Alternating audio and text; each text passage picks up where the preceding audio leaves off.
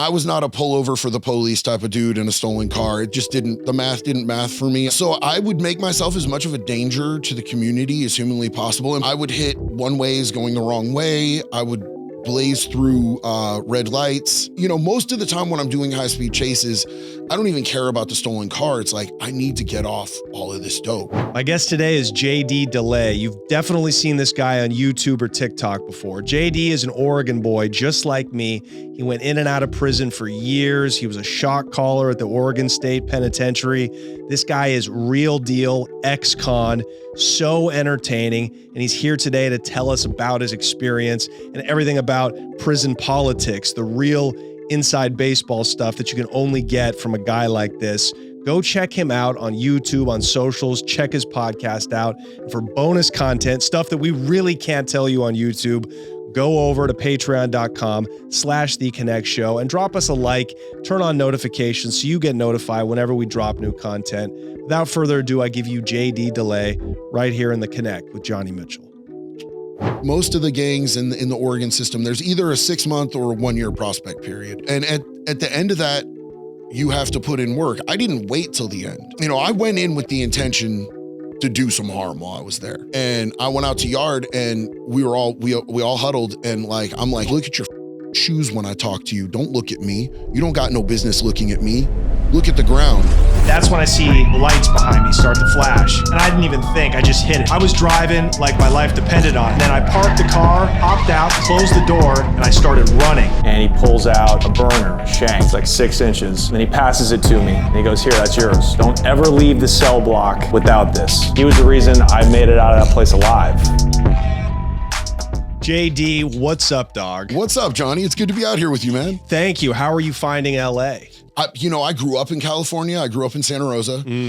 So like there's always California native in my blood and I love it out here. And the hotel that you put me in, you guys, Johnny doesn't play. Just so you know, this man's the real deal. Thank you. 15th floor, King Corner Suite. Oh, yeah. Right by the Staples Center?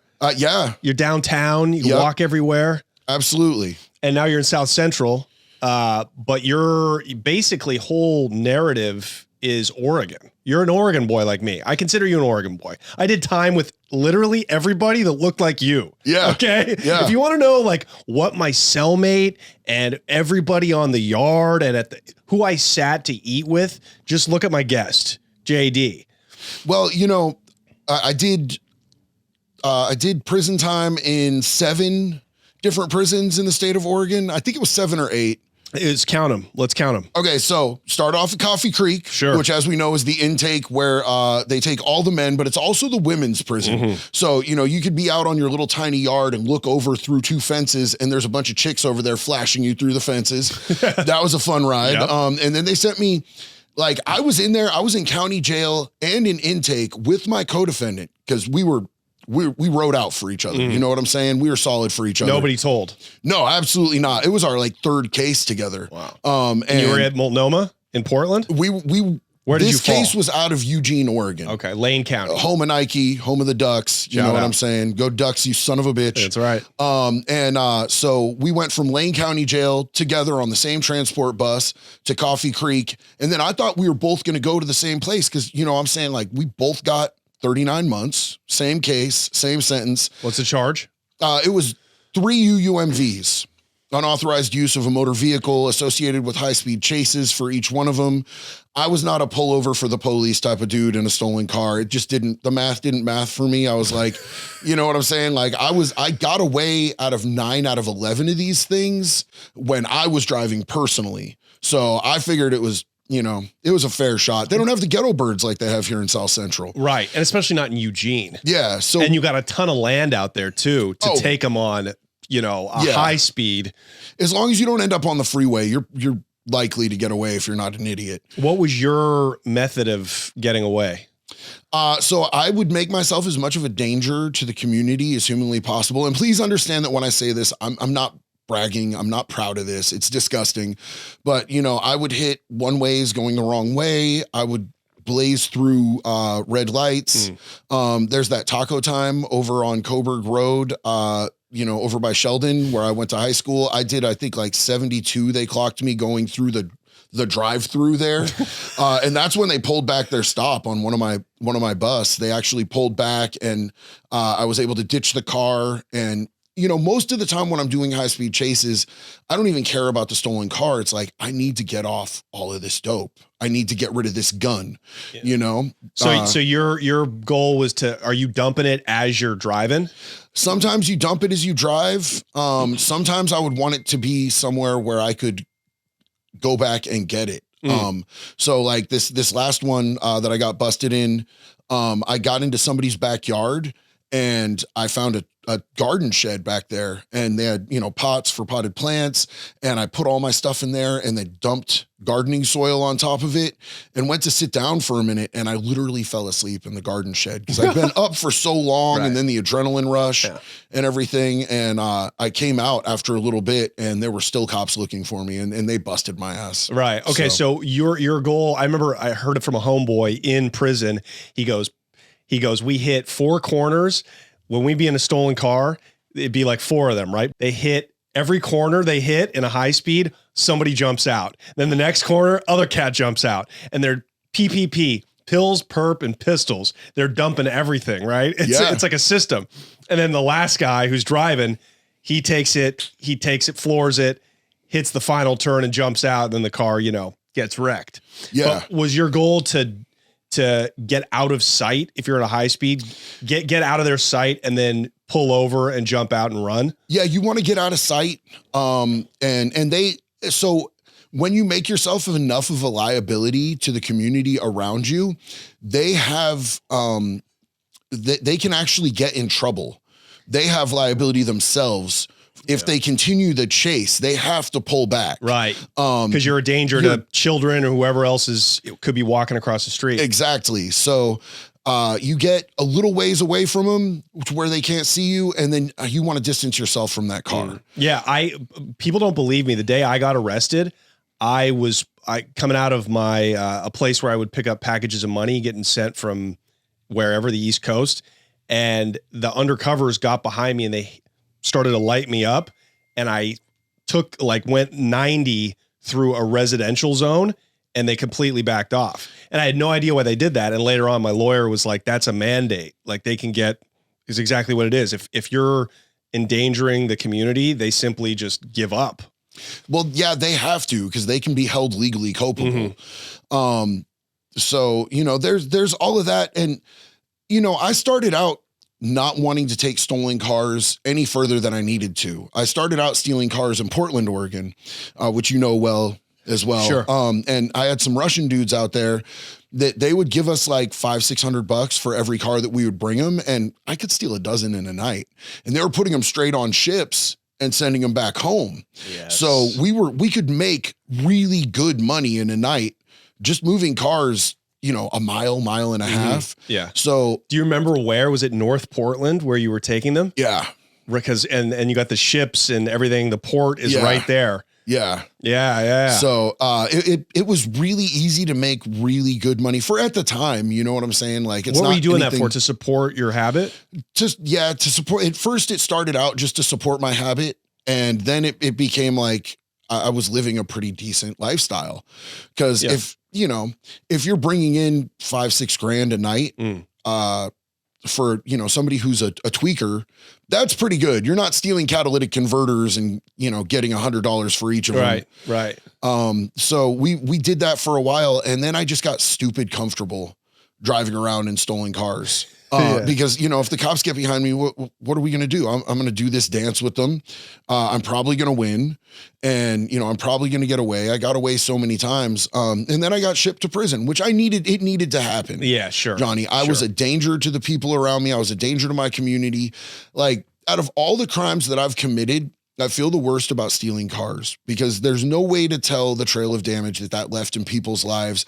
You walk out of your house in the morning to go to work, to be able to feed your kid, and your car's gone. You might lose your job. You might not be able to take your kid It's where a you huge need to- burden. Even if insurance covers it, there's still costs to you. You're still, losing time at work. Yeah. You have to take cabs or Ubers everywhere. Like my catalytic converter was stolen, as I told you, last week in LA. That's common. That happens. It's like a scourge. It's AIDS now. It's the new AIDS. The catalytic, new AIDS. Yeah, you can clip that.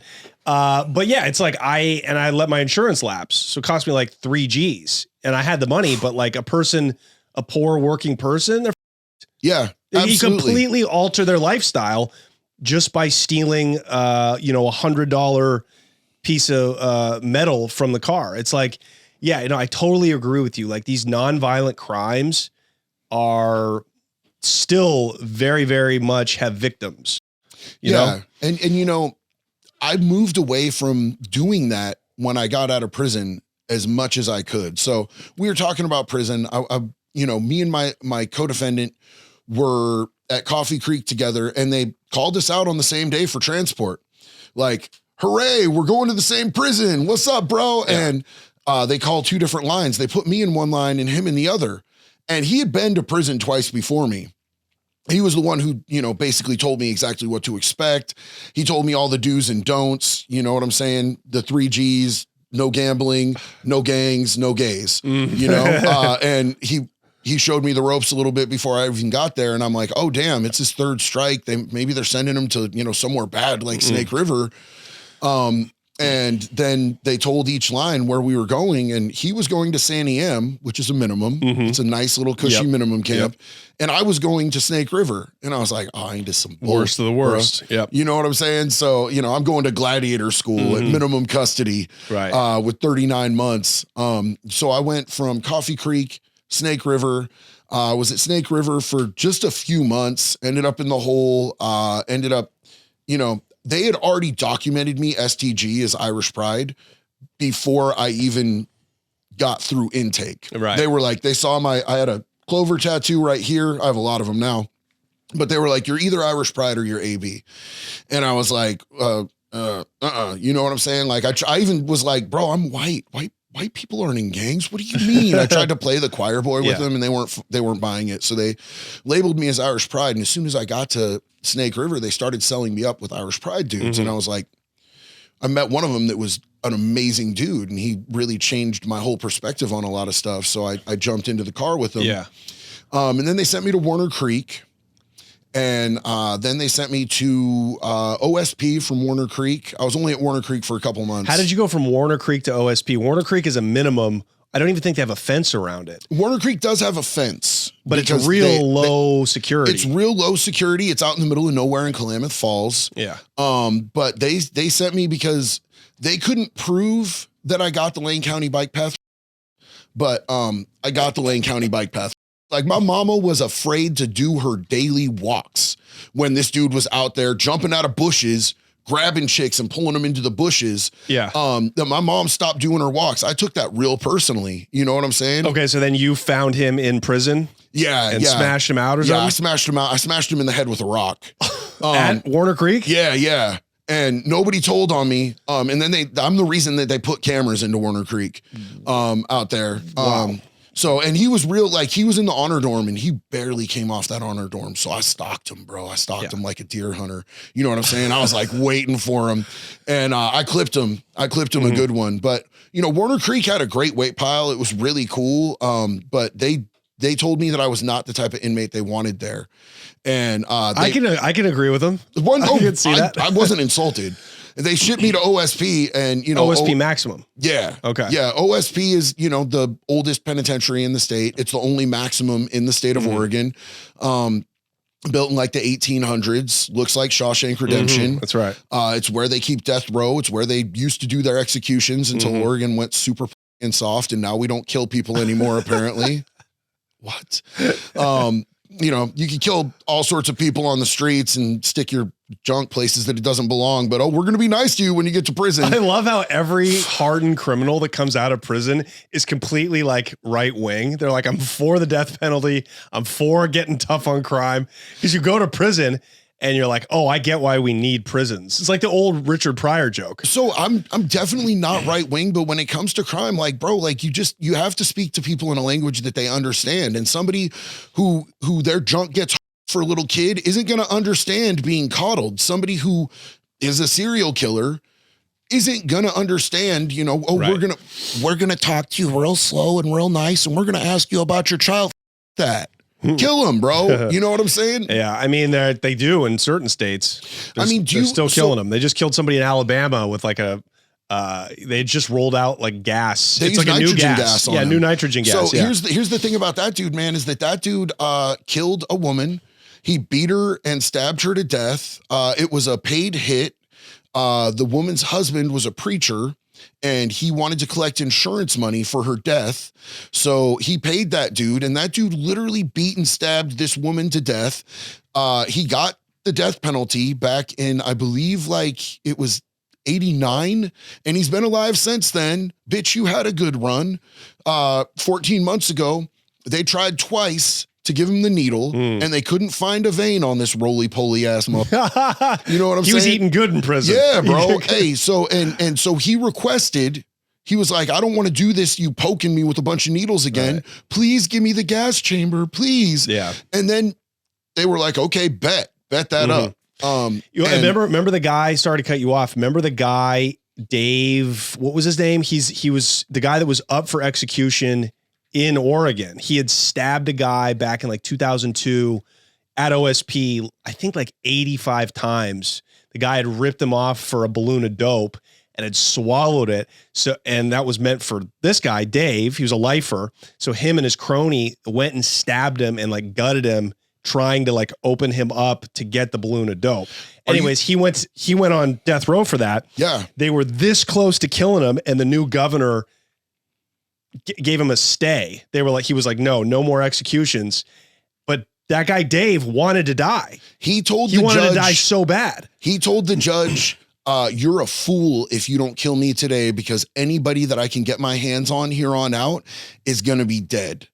And that dude, so I've heard multiple different stories about that situation. I heard that because the dude was a Southsider, and it almost caused a war on the yard. When that happened, a white boy killing a Southsider, it was Sleepy, bro. They killed Sleepy. And Sleepy had just come back from a visit, and Sleepy usually brought in, bro. Sleepy was bringing in, you know, swallowing balloons. His girl would, you know, do the normal rundown, go in there. She'd have the balloons in her and she would get a bag of Skittles and then go to the bathroom and stuff the balloons in the bag of Skittles, and he would eat the balloons full of heroin. Yep. And from what I heard is that they got him walking across the control room floor and asked him if he wanted to come up to the music room to hear their new because they had a metal band. Right. And they took him up there and they stabbed him and cut his guts open looking for balloons, but Sleepy didn't have a visit with his girl that day. Sleepy had a visit with his mom, and his mom didn't bring stuff in. So the dope didn't exist. But that dude, do you remember hearing about the Dairy Mart murders in Eugene? So that dude was one of the main people in the Dairy Mart murders. These 4 dudes, long hair, Metallica, Slayer listening, you know, metalhead kids, went into a Dairy Mart real high on LSD late at night, where there was 2 female workers and one of them was pregnant, and they beat these women to death. Literally, one of them took a lead pipe and stuffed it down this woman's throat till it blew the back of her neck out. And she was pregnant, and it was a really big deal. And they stole all the money and stole all the lottery tickets. The way they got caught was turning in winning lottery tickets from the tickets that they had stolen, because all of those are inventoried very clearly and numbered, and they were doing it to buy Slayer tickets. Yeah, no, those guys got to be put away forever. Yeah, well, I knew that dude on the streets.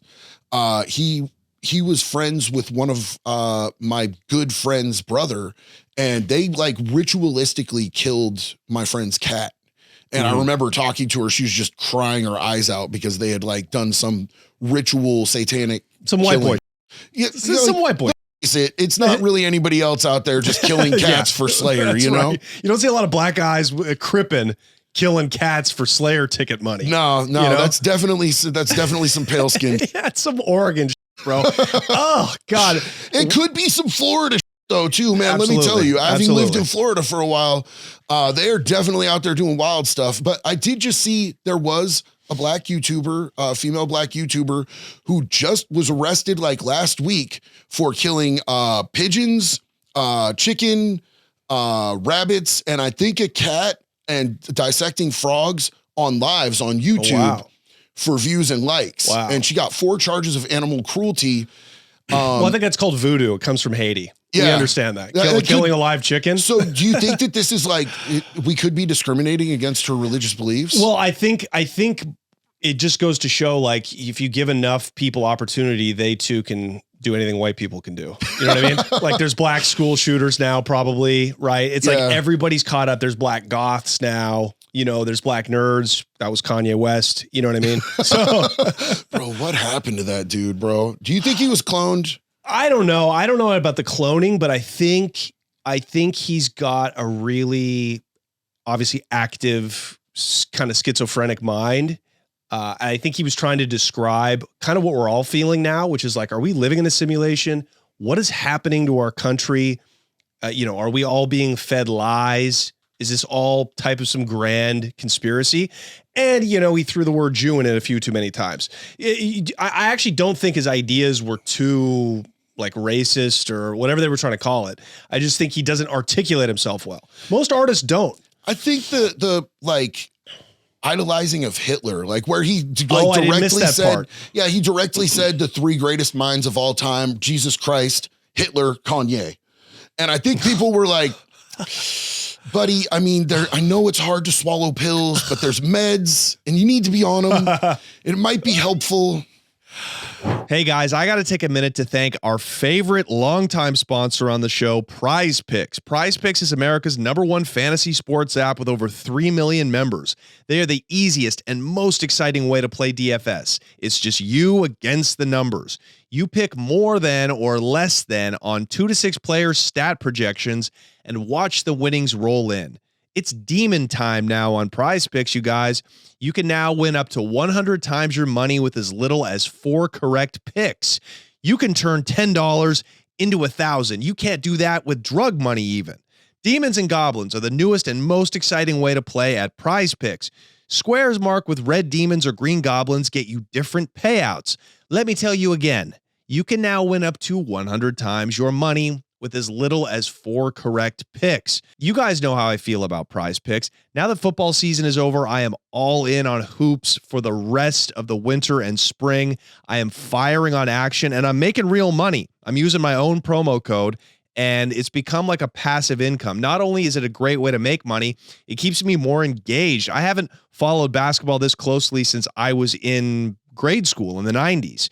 This is the best way to do it. And I'm not an expert. I don't have to be. I'm not playing against sharks and basketball gurus. I just have to beat the PrizePicks projections. It is the easiest and best way to make money in DFS. Go to prizepicks.com/connect and use code CONNECT for a first deposit match up to $100. Okay? You can't beat that, you guys. You're in the game for $100 and they're going to match that. You're starting off with 200 and you just saw what kind of bubble you could get off of $200. You could win thousands. Go to prizepicks.com/connect and use that promo code CONNECT to get $100 matched today and watch those winnings roll in. Thank you, PrizePicks. Let's get back into the episode. Okay. So getting back to you. You started out in Santa Rosa. When did you start? You ended up in Eugene. You basically grew up in Eugene?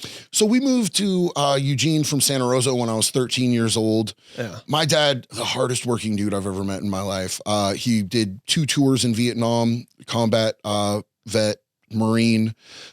He came back with extreme PTSD. Wow. And we lived in Santa Rosa in a neighborhood where there was like a lot of stuff going on. There were 2 different rival Mexican gangs fighting over where territory was going to be laid at that time. Wow. Norteños, right? Yeah, Norteños and Sureños were like trying to figure some stuff out over whose territory was what. So, there was drive-bys and all the time in our neighborhood. And it just was what it was. But my dad worked so hard, bro. Like he left before the sun came up, and he didn't get home until the sun was down for years to save up money to move us to Oregon and start his own business. And I didn't want to go to Oregon. I 100% told my parents, you're trying to move me to a state. I don't want to do this. And they were like, well, you know, we're doing this. So they moved me out there, and I was like, oh, hold on. This place is kind of cool. Hippie capital of the universe. We have a park named after Jimi Hendrix. You know what I'm saying? Like, the weed is way dope out here. And so there was like a huge culture in Eugene, and I got into that. And you know, instantly I was selling weed down on 13th Street to, you know, hippies and stuff from college kids. The college kid lick was great. You know, that's where I got my start. Yeah, I 100% know. That's right. 13th Street. I used to march. I would go to class sometimes with pounds in my backpack and be walking because I had a lick to hit on my way home. So 13th Street, Hilliard, Patterson, High Street. I mean, those were my stomping grounds. Like I would be coming from like committing robberies and walking through those streets with a backpack on, dump the backpack at like a stash house, change clothes, and go to like a college party. It's like a complete it's a complete duality, you know? Absolutely. And, you know, there's always a fresh batch of college kids that are going to think that an eighth looks like this across the bag. You know what I'm saying? Like, it was back then. And, you know, now it's completely different because there's shops on every corner. But, you know, back then we were getting it, bro. You were killing it? We were making decent money. You know what I'm saying? And I wasn't on like a, you know, rolling, you know, selling pounds and pounds and pounds at a time, but street level drug dealing. You know, that's where I got my start. And I did that. And, you know, psychedelics were my thing. I hated white drugs, bro. I didn't want anybody who was doing anything white anywhere near me. I stuck to what hippie drugs. Do you remember meth when you first moved to Oregon? Like, do you remember that being a thing even back then? Yeah. And I wouldn't I literally would kick people out of my house. We'd be having a party and people would whip out meth and I would be like, you're gone, get out. You brought that shit into my house, get out. I was very discriminatory against people that were doing harder drugs. Until, you know, one night I'm working at a bar during the day and I'm going to school, or working at a bar at night and I'm going to school during the day. And one night somebody hit me up and they're like, hey, you know, you look exhausted. I'm like, I'm dead, bro. Like, I'm dead. I'm on my feet, but I'm dead. They're like, well, I got this stuff. And I'm like, I'm not doing any of that. And they're like, well, weren't you raised on like Ritalin and Adderall? Didn't you take that? Because I knew this girl from like middle school. And I was like, yeah. And she's like, it's the same, bro.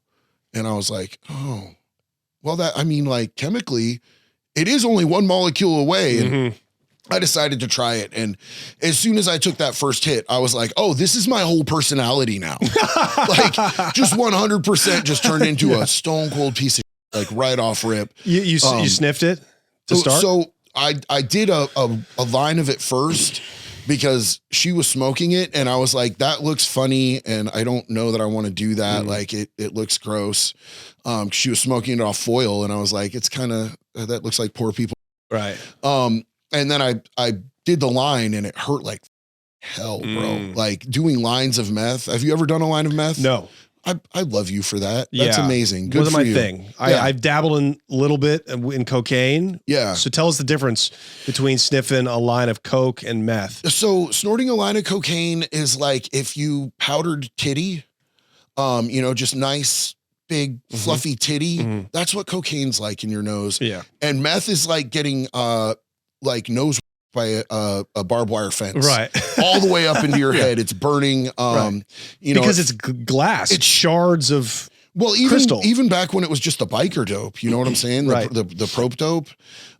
Very, very acidic, dude. You know, there's a lie in that, bro. There's muriatic acid used in those processes of cooking that.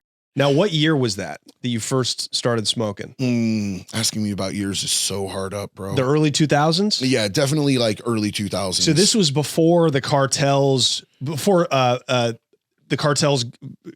took a monopoly on it, right? It was right before the cartels took the monopoly and started moving glass all the way up the I-5 corridor. Okay, so what was the difference? Like, people think that meth is kind of a new phenomena, but speed...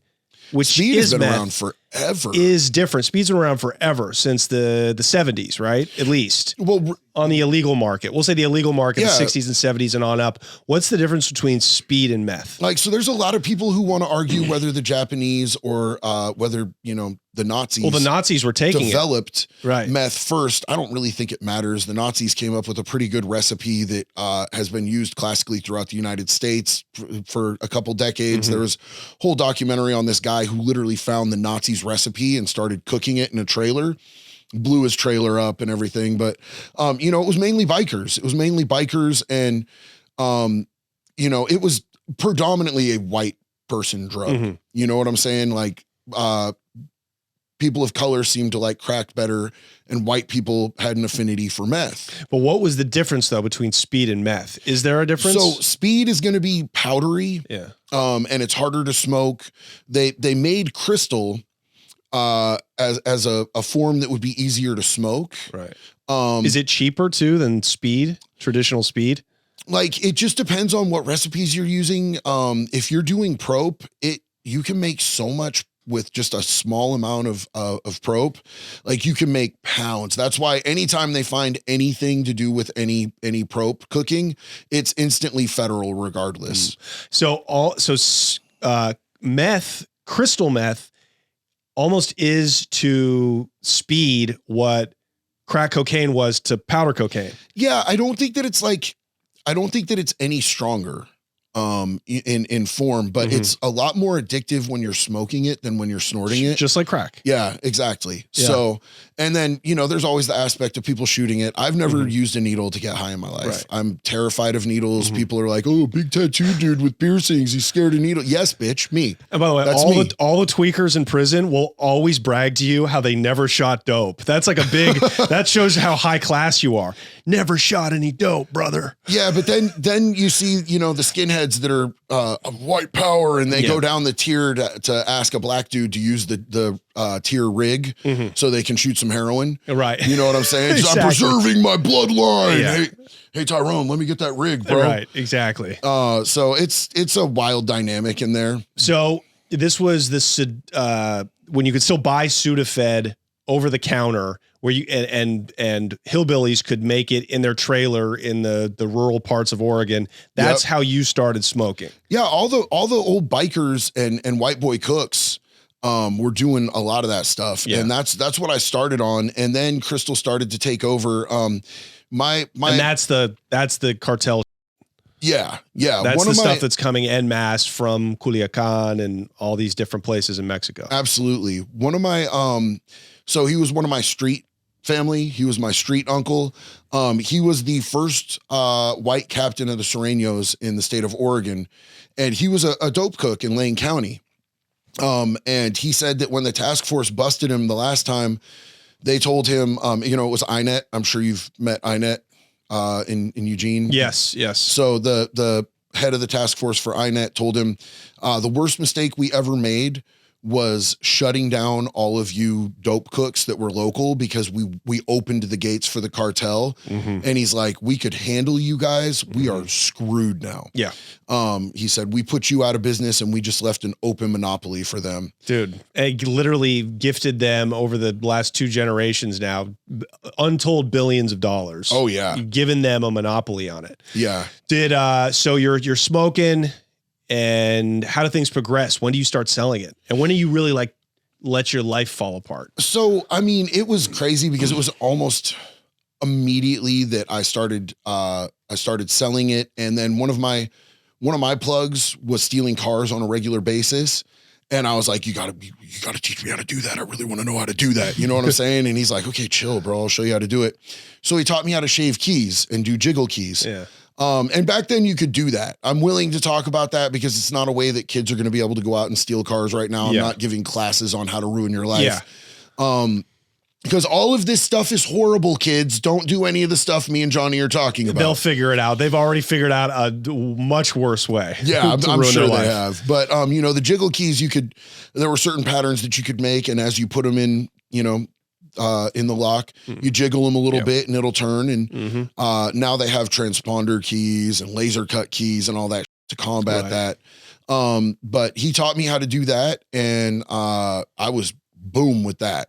Because here's the thing about selling dope. Selling dope is really profitable and it sells itself. And it's the problem with it is it's annoying because your phone never stops ringing. Yeah. Like I got to the point where I hated my phone, and when my phone rang, I would sit there and but how many sales do you make as a meth dealer with good meth every day in a 24-hour period?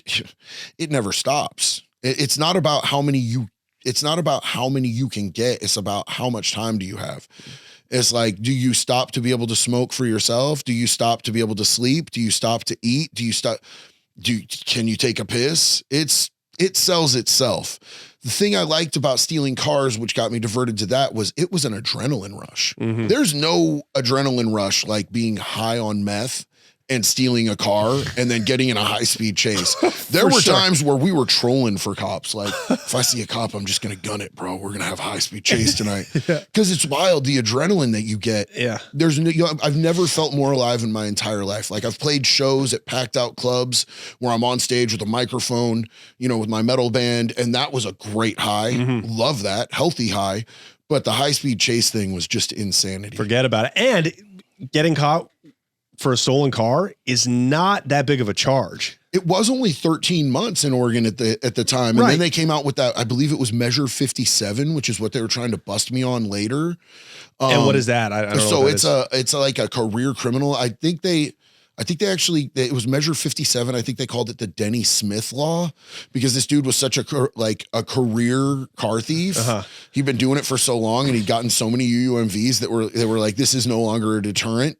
So they wanted to break you off with, so for a Class C felony, the most they can give you is 5 years period. Whether they break that up in prison, they give you 3 years in prison and 2 years probation, or, the 13 months. And then they give you some time when you get out. That's the max that they can give you. And they just wanted to max it out with prison. So they started doing that for property crimes in Oregon. And I'm not sure if Measure 57 is still a thing or not, but I know that I went into prison and it was 13 months for each one. So I, back-to-backed, 3 of them, and I had good time and earned time, but I joined a gang and I lost all that. But then I got out and I was good for a couple of years. I didn't do any crimes. I was like legit, I did a little blow and I drank and I played music and all of that.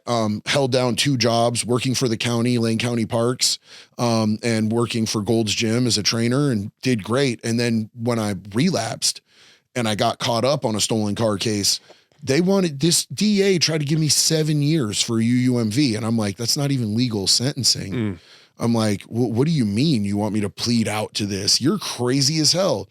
I had no option but to try to fight it. Yeah. And this is what you ended up pleading out to, like the 39 months? No, this is after I got out of prison. Okay. I got hemmed up on another stolen car case, and 100% I was guilty. And they weren't offering any types of deals. In fact, the only plea bargain they had for me was 2 years over the maximum sentence they could give me. They can't give it to you unless you agree to it. So she was trying to pull an old okie doke. And I hired, do you remember Jim Jagger? No. One of the best attorneys in Eugene, Oregon, Jim Jagger. He was a hog slayer.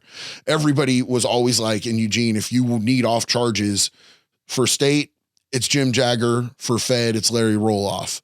I've heard of Larry Roloff. Yeah. Larry Roloff, or Larry Rollover, because he got a bunch of his clients to roll over on people. But his clients did well. Yeah.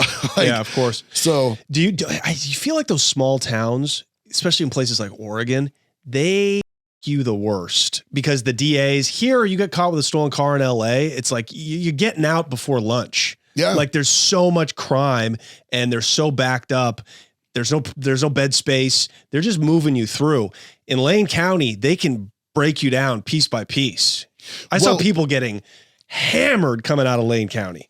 Oh, it happened for a good long time. But just recently they started filing on property crimes again. But for 18 months, they would not file on property crimes.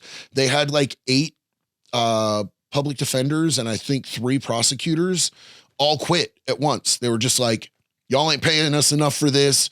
We're out. And what do you mean? Why? Because they were mags. They weren't prosecuting enough. There were over their caseloads were so overwhelming that they bounced. So they just started no filing on all UUMVs, theft ones. If it wasn't a violent crime, they weren't gonna press the charge. So you'd get arrested in a stolen car and they'd take you to the jail and they'd be like, we're not even processing them. Right. For 18 months. And so at the time I was on the run in the state of Florida from UUMV and theft one charges that they wanted 10 years for. And I wrote in and I was like, hey, so like, I'm doing really good. I'm a recovery coach, but I've got these old charges. And the DA who sent me to prison in 2006 is a judge now, Deborah Vogt. And she said, okay, cool, we'll drop this. And she dropped the charges so that I was able to move back to Eugene. Wow. Were you worried that they were going to arrest you right there, or did you call in?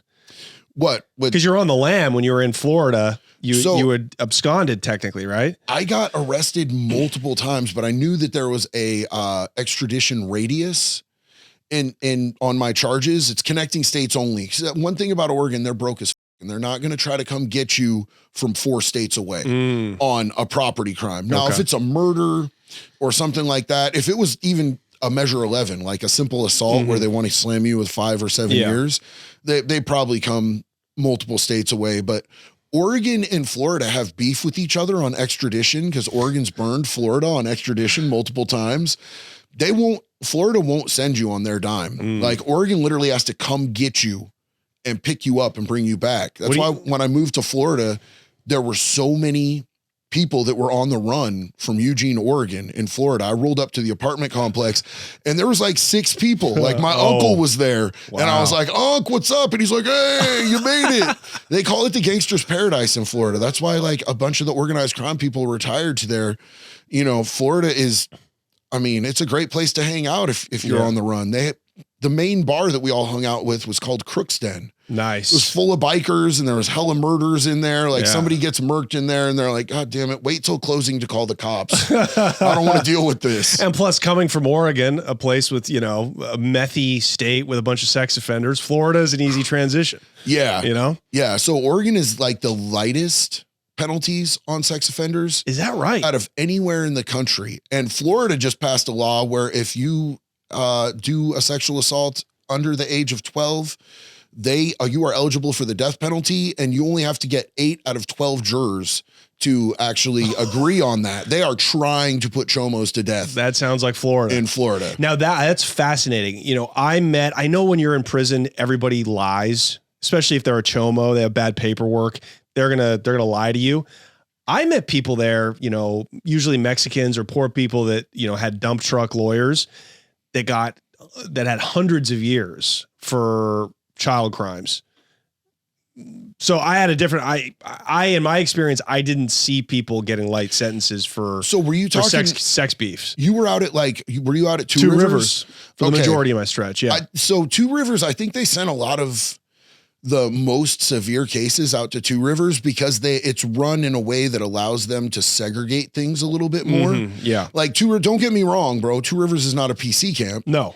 But I think that they send people out there so that they can segregate them a little bit more. Because some of those dudes with hundreds of years, you put them on a yard like Snake River and they're going to be a corpse, bro. Yeah. If you put them at OSP, you know, they didn't even have cameras when I was at OSP, bro. Like, and you know, you could get murked on those stairs. Yeah. You could get killed in the laundry room. At the turnstile, right? Yeah, at the turnstile on the yard, bro. There's multiple places, you know. Do you remember that? So tell us about OSP. So OSP was my favorite place to be out of the prisons. For sure, though. I was there for a very brief couple of weeks as they were moving me to minimum. But I was like, dude, I could do my whole stretch here because you can actually do time there.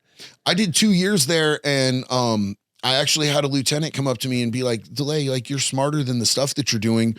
Don't you want to go to minimum? And I was like, no, you're going to send me halfway across the state. I don't want to go to minimum. I'm comfortable here. And she told me I could handpick my minimum that I went to. But so I finally, that's why I ended up being good for 6 months and getting shot out to minimum. But I was so comfortable there because the gangs really run OSP. Yeah.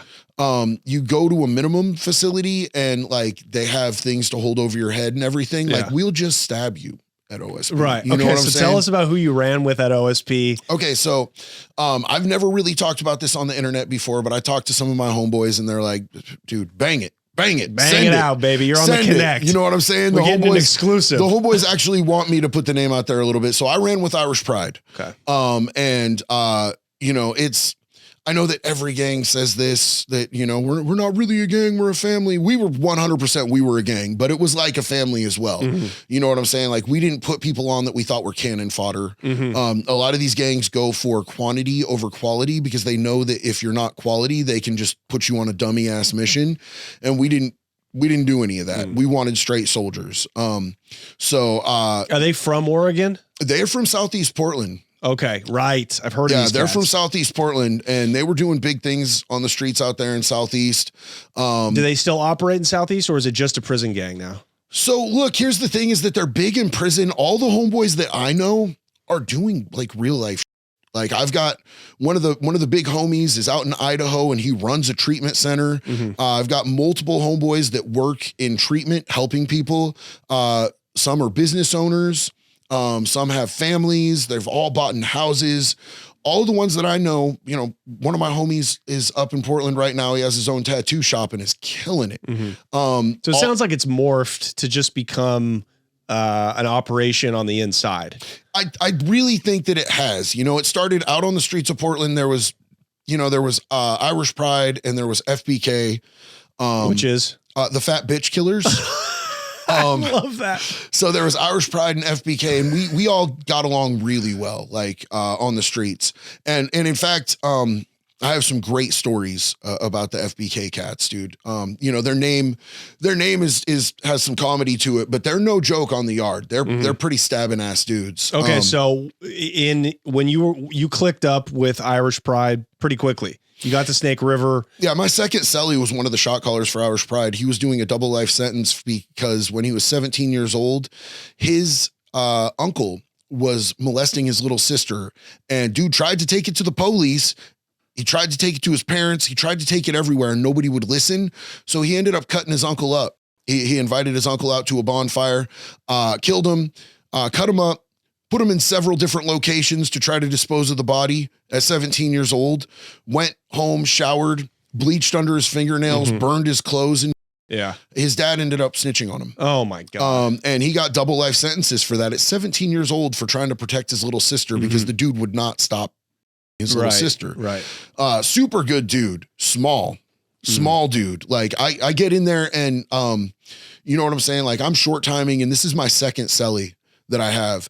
And I'm a big dude, you know what I'm saying? And he's a small dude. And I could instantly, when I walked in, not even knowing who the dude was, I could tell by his demeanor that this dude is no joke. He was like, first thing he said to me was paperwork. And I'm like, right here, buddy.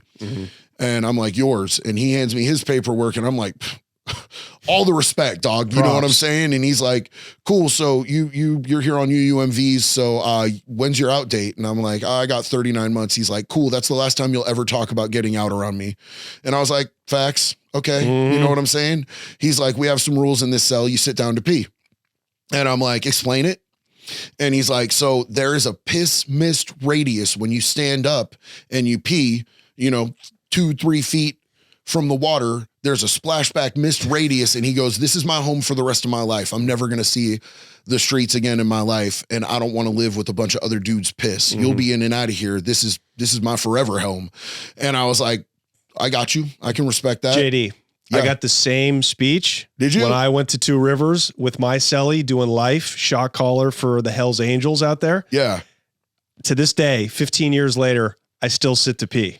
Yeah, bro. Like, I mean, if way more comfortable. If I'm home, that's generally a lot of the time. That's what I do. If I'm home. Yeah. You know I don't what sit to pee at like the zoo. No, I'm absolutely not going to be out at the Clur. You know what I'm saying? Getting my twerk on and then, you know, sitting down to pee. But like at home, I absolutely do that. Yeah. You know what I'm Chicks saying? nailed it with that one. You get more of it out.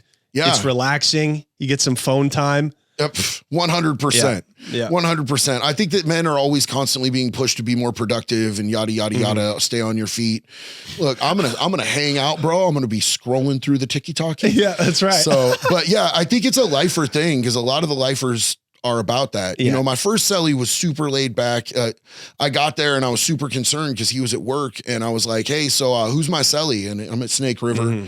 And I was concerned because, you know, first off, if they put you in with a black dude in the Oregon prison system, you're not allowed to sell up with a black dude.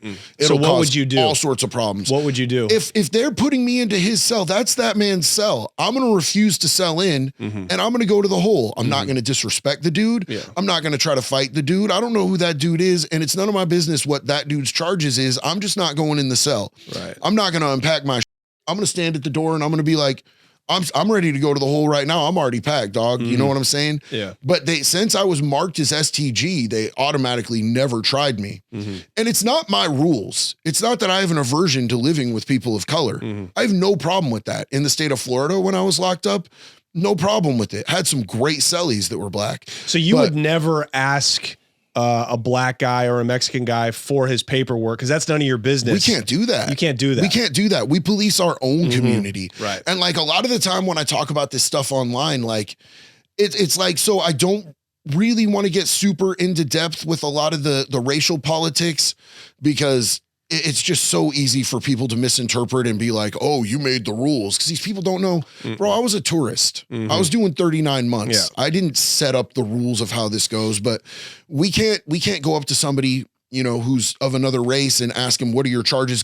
And what's the point if you do? Because you're not going to fight the dude and start a gang war on the yard. You can't extort the dude. You can't beat him up. You can't kill him. You have no business getting in another race's business. You know what I'm saying? So there's like we have different politics. White boys don't stand for that. If you are on some chomo or you've got that hard R against a woman, then, you know, the white boys are not going to let you ride out. You're going to have a really bad ride, but there's other races that don't care. Yeah. I noticed that especially with the blacks in Oregon, is that they really let a lot of that slide. And I think it's because they just need numbers on the main line. Well, and also, I mean, like there's some of those groups where if it's a white girl, it's extra hood points. You know what I'm saying? If you a white girl, they're all high-fiving you for that. Oh, you got that white bitch. You know what I'm saying? And it's sad, because if it was a white dude who a black girl or a Latina girl or any other race, we wouldn't see it any other way than you're a bro, and we're you up. So when you first joined Irish Pride, then what is your function? Do you have to put in work, or are you just on the car at the workout bench? Like, well, what are you doing for that? So, I mean, there's a 6-month prospect period. Okay. For most gangs, you know what I'm saying? Like most of the gangs in the Oregon system, there's either a 6-month or a 1-year prospect period. And really all I was seeing when I was out there was the organizations were doing a 6-month prospect period. I think they did away with the 1 year in most of them, even though it was that before. So, and at the end of that, you have to put in work. I didn't wait till the end. There were opportunities for me to do things that like, I'm not going to talk about on the internet because there's not a statute of limitations for some of this stuff. Some stuff I've been busted for, some stuff there's a statute of limitations, and some of the stuff that I've done, I'll never ever talk about on the internet, because to this day they could come back and they could be like, well, there's no statute of limitations on that type of violent crime. But like, I did my early. And so I ended up, I still had to ride out my prospect period, and then they put it to a vote. Whoever's on the yard, wherever you are, is like, okay, so should we have this dude get should he be allowed to ride with us? Should he be allowed to patch? Sometimes they'll make you wait longer. Sometimes they'll put you on earlier.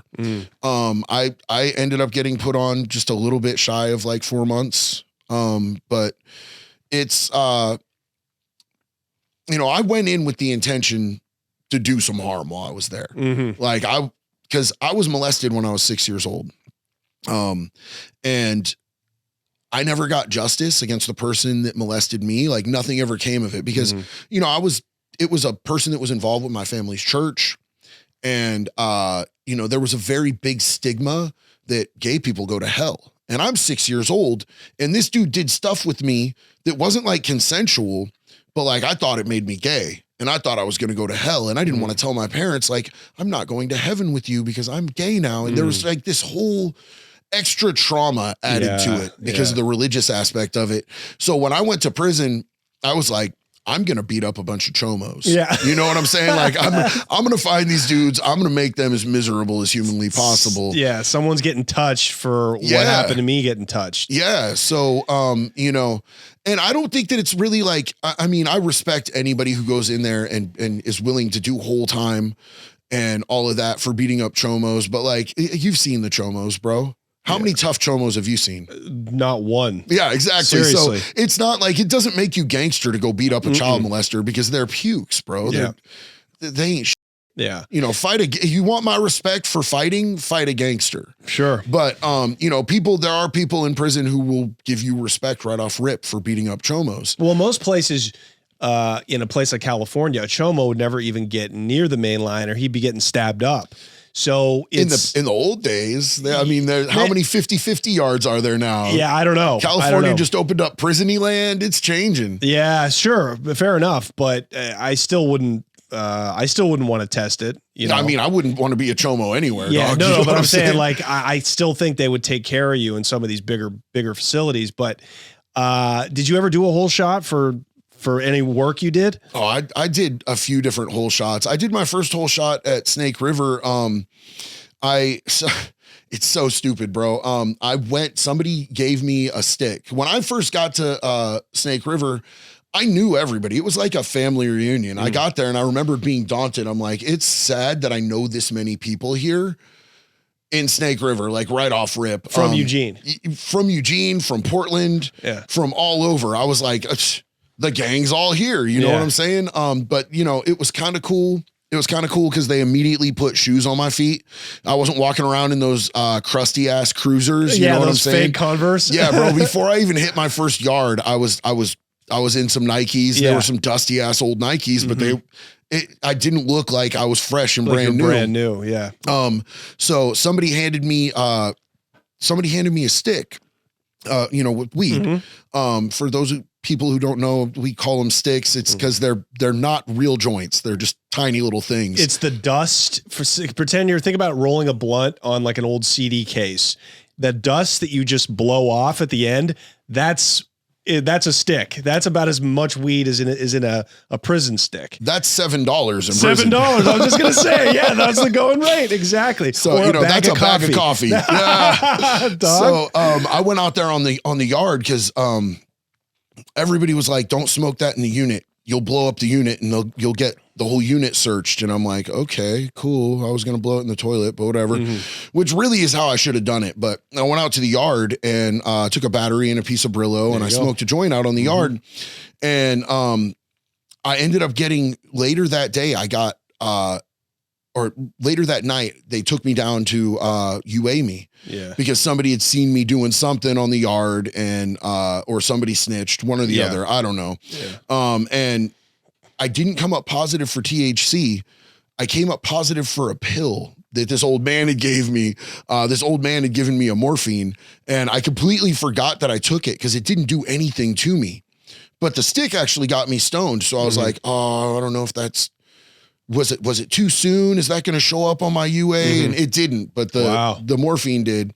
So I did like 45 days in the hole for that. Just for a morphine UA. Yeah. What, did you ever do whole shots for like violence you committed or work for the car? Yeah. So there was a dude who showed up at OSP and I had put an on-site on him because there was a dude in another prison that was one of our brothers who had written us and told us that this dude was a snitch and that he snitched on him on his case. And so I put an on-site on him, and you know what it is with an on-site. It doesn't matter who you are. You just, as soon as you see him, you take flight on him. Doesn't matter where you are. Yeah. I mean, it could be in front of, it could be in the middle of a courtroom. So I go after this dude. I start beating his ass on the control room floor. There's cops there, of course. He's fighting back. Dude was fighting back. And they drag us down and put us in the hole. It's a mutual combat because he fought back. In prison, if somebody starts fighting you, you're not allowed to fight back. You're supposed to just, I guess, flail or yell, help, right. help. Yeah. But he fought back. So we both end up getting 4-month hole shots. And I do my 4 months in the hole and I'm dreaming because, have you been to the hole? Yeah. So you know how little they feed you in there. Uh-huh. And like, I'm not gonna lie, I'm a fat kid, bro. I need a little more food than what they feeding you in there. They barely give you enough to sustain yourself, and you can't get canteen. So I'm dreaming about that spread when I get out. And they take me and they, you know, if you've been to OSP where they suit you out, you know, they take you there, they put your property in the room, they put your clothes in the room. So I've got my jeans and my blue shirt, and I'm getting out of this awful ass jumpsuit, and I'm super stoked. I'm looking at my property. I pick up my property box. I see my soups and all my, and I walk out and I look over, and there's that dude again getting dressed out with me because we were getting released the same day. They didn't separate us. I thought they would have shot him to another prison, and something in me just flipped like a switch, and I dropped my box and I jumped him again, and he didn't fight back this time. He just did the type of thing. And so I ended up getting a unilateral combat. And so I went back to the hole because they gave me 6 months for that because it was a unilateral. Unilateral combat suck, bro. They're automatically going to max you out. I'm lucky I didn't get IMU, to be honest, with the whole context. Were you of the worried thing. about going with your mentality of, I'm going to touch a chomo, I'm going to join a gang, I'm going to, you know, maybe smuggle drugs or have access to weapons? Were you worried about catching another case, being as that you were such a short timer like I was? Here's the thing is that like they're generally back then, bro, they weren't giving out hate crimes for beating up chomos. The only time you were at OSP, bro, as long as you weren't stabbing somebody, you didn't get caught with a knife. You didn't get caught with like drugs from outside the facility, you know, street drugs. You didn't stab nobody. You didn't hit nobody with a lock and a sock. You didn't use weapons. You weren't going to get an outside charge. Yeah. You know, they've changed a lot of that. Like a lot of the time now they're going to hit you with a hate crime for even slapping a chomo in the mouth. So the distinction is what defines a hate crime is you beat him up because he's a chomo. No other criminal is protected by the type of crime that they do. They're literally considered a protected class in there. How crazy is that? There's gay people aren't a protected class. Trans people aren't a protected class. You know, no color of people. But if your crime is against children, you're a protected class. What is that? So you have to make it seem like that's not the reason you fought him. So, you know, like, if you're going to beat one up in front of a CO, walk up to him and be like, what, did you just call me a bitch? And then take flight on him. Yeah. Because then you can say, he punked me out. Yeah. He punked me. I had no choice. Yeah. You know what I'm saying? He called me a bitch. You know what it is in here. That's fighting words. So you go back to the hole for 6 months? Yeah. Yeah. But you got stripes now. I regret that so much, Johnny. Here's the thing is I got out after 6 months. And one of the homies instantly comes up to me and he's like, hey, are you okay? I'm like, I'm ecstatic. I'm out of the hole. He goes, so turns out that dude didn't snitch. Our dude, ex-dude, snitched on him and tried to put it on him to take the heat off him. So you just did all of that to a good dude for no reason. And I was like, I hate myself, bro. I hate this life. Like, that's when I really was like, I started to question, like, why did I do this? Yeah. You know what I'm saying? I love my homeboys and everything, but bro, I could have saved myself so much drama. And like, for me, it was never about being safe. You know, I feel like a lot of people join gangs because they're tripped out. They want protection. There's safety in numbers. For me, it was never about that. You know, I just wanted the camaraderie. Yeah. And I genuinely liked the people. Like some of the homeboys knew Gaelic and they were teaching me Gaelic. I couldn't remember a lick of that today, but you know, it was just, there was some true camaraderie there, and there still is to this day. Like every year I get invited to the homie hangout barbecue that they do in Southeast. You know, it's a big deal to this day. We all watch each other's backs, but at the time there was so much drama. Like we almost got in a war with another one of the white gangs on the yard. It happened at Snake River. But we were narrowly able to stop that happening at OSP. What was it over? So like, if I remember correctly, because I wasn't at Snake River, I was at OSP. So I got everything in coded letters. Yeah. You know what I'm saying? Where like you really have to code things out. You're writing, there's pages upon pages and you're looking at every 9th and 16th letter because 9 and 16 are our numbers. So we had codes that we were using back then. Or they would just try to write it in Gaelic, but the guards started translating that, and it was a bust to write things in Gaelic. But from what I understood, there was some sort of a drug debt, and 2 of their dudes jumped one of ours. Okay. Now, out at Snake River, we had numbers over them.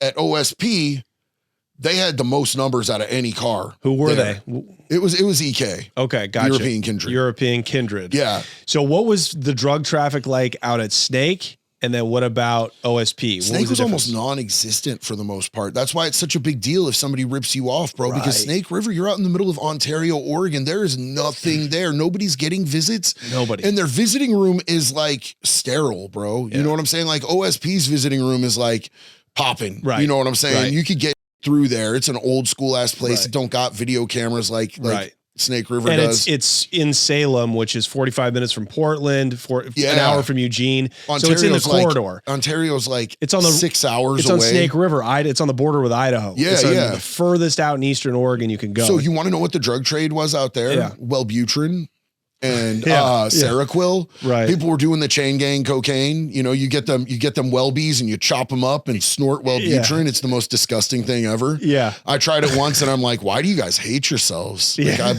so much cooler being sober than doing this to my nose. Right. And that's from a meth addict. Right. Right. So there's like really no drugs out there. You get to OSP, everybody, especially the black guys, dude, they're smoking, they're getting high all day. All day. And they're like Every college day. kids. It's crazy. Yeah. There's meth there. I did meth twice there. Yeah. How much is meth at OSP? So, I mean, like everything came in 50 or 100 papers. And like, it's kind of a weird undetermined amount. I only sold tobacco when I was in there. I had a CO that would bring me in packs of cigarettes for $50 bills. I had to have cash for her because this is before you could Venmo or PayPal or Cash App anybody, you know, and I had people that would bring in $50 bills. I would give it to her. She would slide me a pack of like Pall Mall 100 non-filters, and I would break down a bunch of 3 for 5s, you know what I'm saying? Or, 3 for 7s, just depending. And I would make a decent amount of money off of each pack of cigarettes. So if you're getting it for 50 and you're breaking it down you can make 5 cigarettes out of one no filter 100.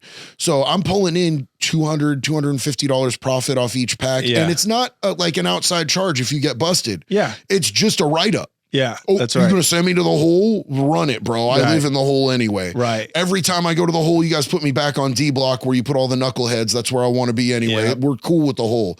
But I avoided the drugs because I didn't want to add on another 3 to 5 years. Of course. If I was going to add on 3 to 5 years, it was going to be for a shank, not for drugs. But like I did a little personal here and there. It's the only place I've ever done heroin. I tried heroin once there. In fact, one of the people from another gang, it was my birthday, and we were supposed to be at war, but we were all good because I got along really well with these dudes, and we were able to negotiate not bringing that crap over there and losing all our territories, losing all our business on the yard, having a bunch of good ass dudes sitting in the hole for 6 months or IMU for 18 months on top of it.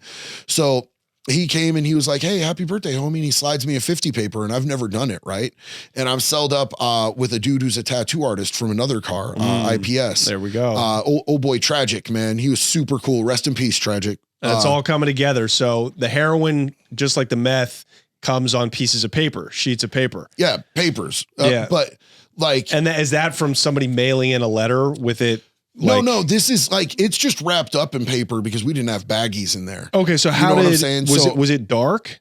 Like what kind of heroin? Was it like tar heroin? It was tar. Tar heroin, which is like back then was like Oregon, West Coast heroin was Mexican tar heroin. Yeah, for sure. So did that come in through a balloon, do you think? 100% it came in through a balloon. There was one CO there that was bringing in whatever anybody wanted. Okay, and tell us about him. So like this dude got a full sleeve tattoo from an inmate over on C block, bro. Like a gang member sleeved this dude up with the sickest sleeve, bro. Sickety sick sleeve.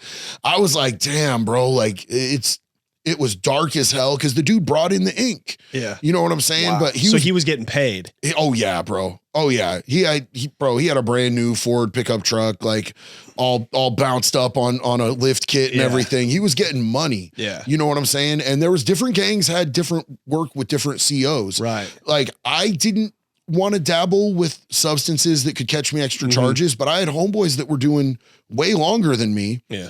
That, you know, they were working with this, you know, either that CO or a different CO, and they were bringing in stuff. And those COs are so valuable. Like you don't want to, that's becomes proprietary. It's like this gang, this car has this CO. They're not sharing him with different cars. I saw a mix up because the CO was trying to work with 2 cars once. And, he got kind of up a little bit down in sub C. Oh. They kind of cornered him and they're like, you're not doing business with that other car.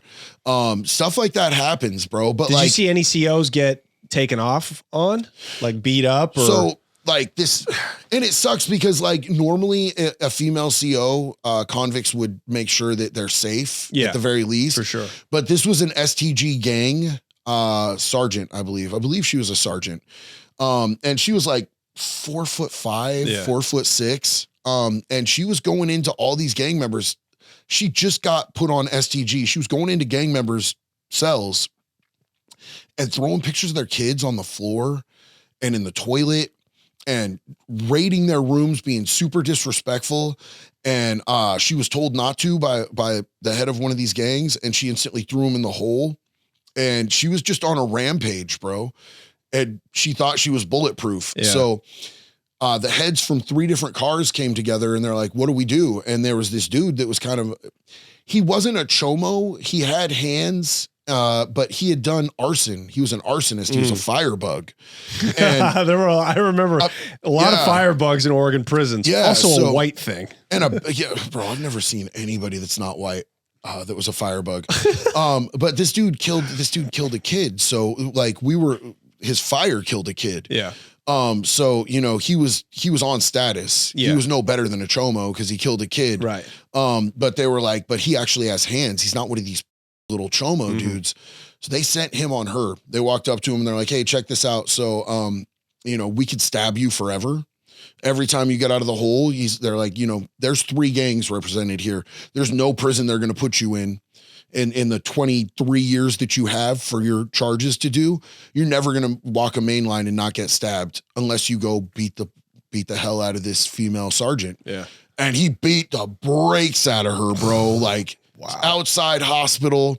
I think she got taken, I think on a life flight from Ontario to Portland because he beat her so bad. Oh, this was at Snake. Oh yeah. Oh wow. Oh yeah. They shut the whole yard down. Wow. My first day at Snake, I saw a dude bleed out on the yard, bro. You got stabbed? Stabbed repeatedly in the armpit. Oh. And there's an artery in the armpit. So there's this little gay kid, and they were trying to extort him because he was there for like killing both of his parents, right? And he was very flamboyant. You know, he was super flamboyant. But he was a cool kid, and like he wasn't really to be trifled with, but they kept messing with him. And this dude and 2 of his homeboys come up, and you know, dude looks like me, super built, tattooed, and he's, you know, in kid's face with the finger telling him he's gonna pay him, and the kid goes, oh, okay, and he puts his left hand up, and I'm like, that's weird. And the dude shakes his left hand, he wrenches his arm up and starts sticking him in the armpit. Yeah. And there's an artery in there that bleeds out so fast, bro. And that dude was dead before the medical get him off the yard. Damn. And there was like, I remember because they shut down the yard. We all had to get, you know, when they shut down a yard, you all have to get down on your face. And by the time we were able to, you know, look up and walk back to our units, there's just this trail of blood, bro. Yeah. Like it was gnarly. Did they lock you down? Did they lock the whole prison down for that? That was my first time on the yard, bro. I was out on the yard for maybe 15, 20 minutes. That happened like, you know, probably from here to there from me. And then we went on lockdown and I was like, this sucks. Snake is one of those, Snake and OSP are the places in Oregon where that will happen.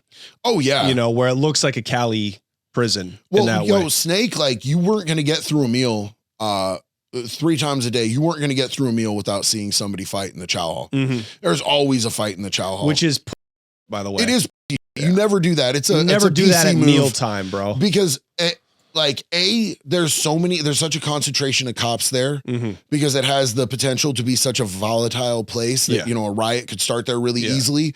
But people do it on purpose because there's cops there because they don't want to actually get the licks in. They want somebody to break it up quick. Yeah. So unless you're just like straight up taking somebody off the yard, like, doing a dummy. Yeah. There's been times that we've sent, we sent torpedoes on people in the chow hall and, it's not going to be any big deal. So everybody's not going to have to leave their lunch. Half the time people don't even look up. It happens so much. Right. You know what I'm saying? Yeah. But if something really big pops off, like, there was 2 Mexican gangs at OSP that went after each other and it became a real issue. And one of them ended up cracking it off by he had a bone crusher, homie. You know what a bone crusher is? So a bone crusher is like one of those long, thick knives. He ran up and jumped and slammed it into this dude's head. And it cracked off right there. On the yard? At dude's table in the chow hall. Oh. So they emptied everybody out of that thing. And it was like the 3rd exchange. They kept having us on lockdown, but they'd lock us down for like 24 hours and then take us off and they test it. And that just, they had us on lockdown for like 2-3 weeks. They were feeding us all of our meals in the cell, like bag lunches. So that was a war between the, and let's talk about the Latino gangs. Was that Norteño Sureño? So look, man, Norteños, I've never seen a Norteño make it past intake in the Oregon system. I don't know how it is at Two Rivers because they do have that segregated thing. And I heard that they were sending some of them out to Two Rivers, but Sureños run the yards in Oregon prisons, like as far as Hispanic gangs. Yeah. And us and them run together. The whites and Sureños run together because we have the same ass politics on stuff. Yeah, that's right. You know what I'm saying? So they'll be out there doing burpees on the yard with a bunch of white boys. Yeah. We'll all be training for war together. Yeah. And if you go to OSP, you've got the 2 different sides of the chow hall, the side that they call the white side and the side that they call it the jungle. That's what they call it. And at the very back of the jungle is where the sex offenders have to sit, back by the dish pit. Yeah. But you'll have, just non-ganged up dudes at the back of the white side. And then you got gang member, lifer, gang member, all the way around. And the Sureños are right in there. They eat with the white boys. They run with us, bro. And Norteños, like, the COs will straight up tell the Sureños, like, hey, you got a 14th Streeter dude coming. And so they'll be waiting for him in laundry, bro. Wow. And they won't even get dressed down. They'll go to get out of their jumpsuit and all of a sudden out of the shadows are stepping 3 Sureños trying to make as much of an example out of him as humanly possible. So bro. they can't live together. They can't. They're like 2 barracuda. They're like 2, what are those, beta fish? Yeah, they don't even make it to a cell most of the time, homeboy. You know what I'm saying? If they're documented, they're not making it to a cell. Did you find that surprising that the Sureños run Oregon? Because super weird. You think weird. The Northerners because California, they come up. Most of the real hardcore in Oregon prisons started in California and usually Northern California, and they migrate north because it's new dope territory or they're running away. It's, it's just a couple hours up I-5. You're in Oregon. Well, anywhere up the I-5 corridor, bro. Yeah. Californians, run business, it's because it's straight to Mexico to Washington. Yeah. You know what I'm saying? But yeah, there was, what surprised me is that the white gangs were so different than California. Yeah. Cause I mean, Aryan Brotherhood is huge, right? Right. But I didn't find a big presence of them. I saw one dude, bro, and it turned out that he was like a transplant that was taken because he rolled on his homies in a prison in California, and they put him in Oregon where they thought he'd be safe. And when everybody found out and we had him beat off the yard, we literally did it in the most disrespectful way humanly possible. We had a chomo take him out in the chow hall. We threw a torpedo at him. So he had this little like, hi guys, I'm here to beat you up so you can't be on the yard. You know what I'm saying? Just this Honaki looking dude take him out in the chow hall. I'd have been sick, bro. Yeah, I'd have been sick, dude. You know what I'm saying? Like, hey, if you want to take me out, bro, you better send a gang member after me. For sure. If you send a chomo to take me off the yard like that, I'm 100 coming back and stabbing everyone, and I don't care about extra charges, bro. You won't have to kill me before you do that. It's like getting beat up by a girl your first day of school. It's so much worse than getting beat up by a girl, bro. I don't mind if girls touch me. When it comes to chomos, bro. Ugh. Do you remember this guy at OSP? You know the Nancy Kerrigan story, the saga of Nancy Kerrigan. Yeah. Tanya Harding was from Oregon, or maybe like Southern Washington, and she's a piece of Northwest garbage, right? She's from a trailer park. God bless her. But God bless her, right? She's one of ours. So she was in the 92 Olympics figure skating against Nancy Kerrigan, who was like the sweetheart, you know, that big toothy grin, right? She was like America's sweetheart.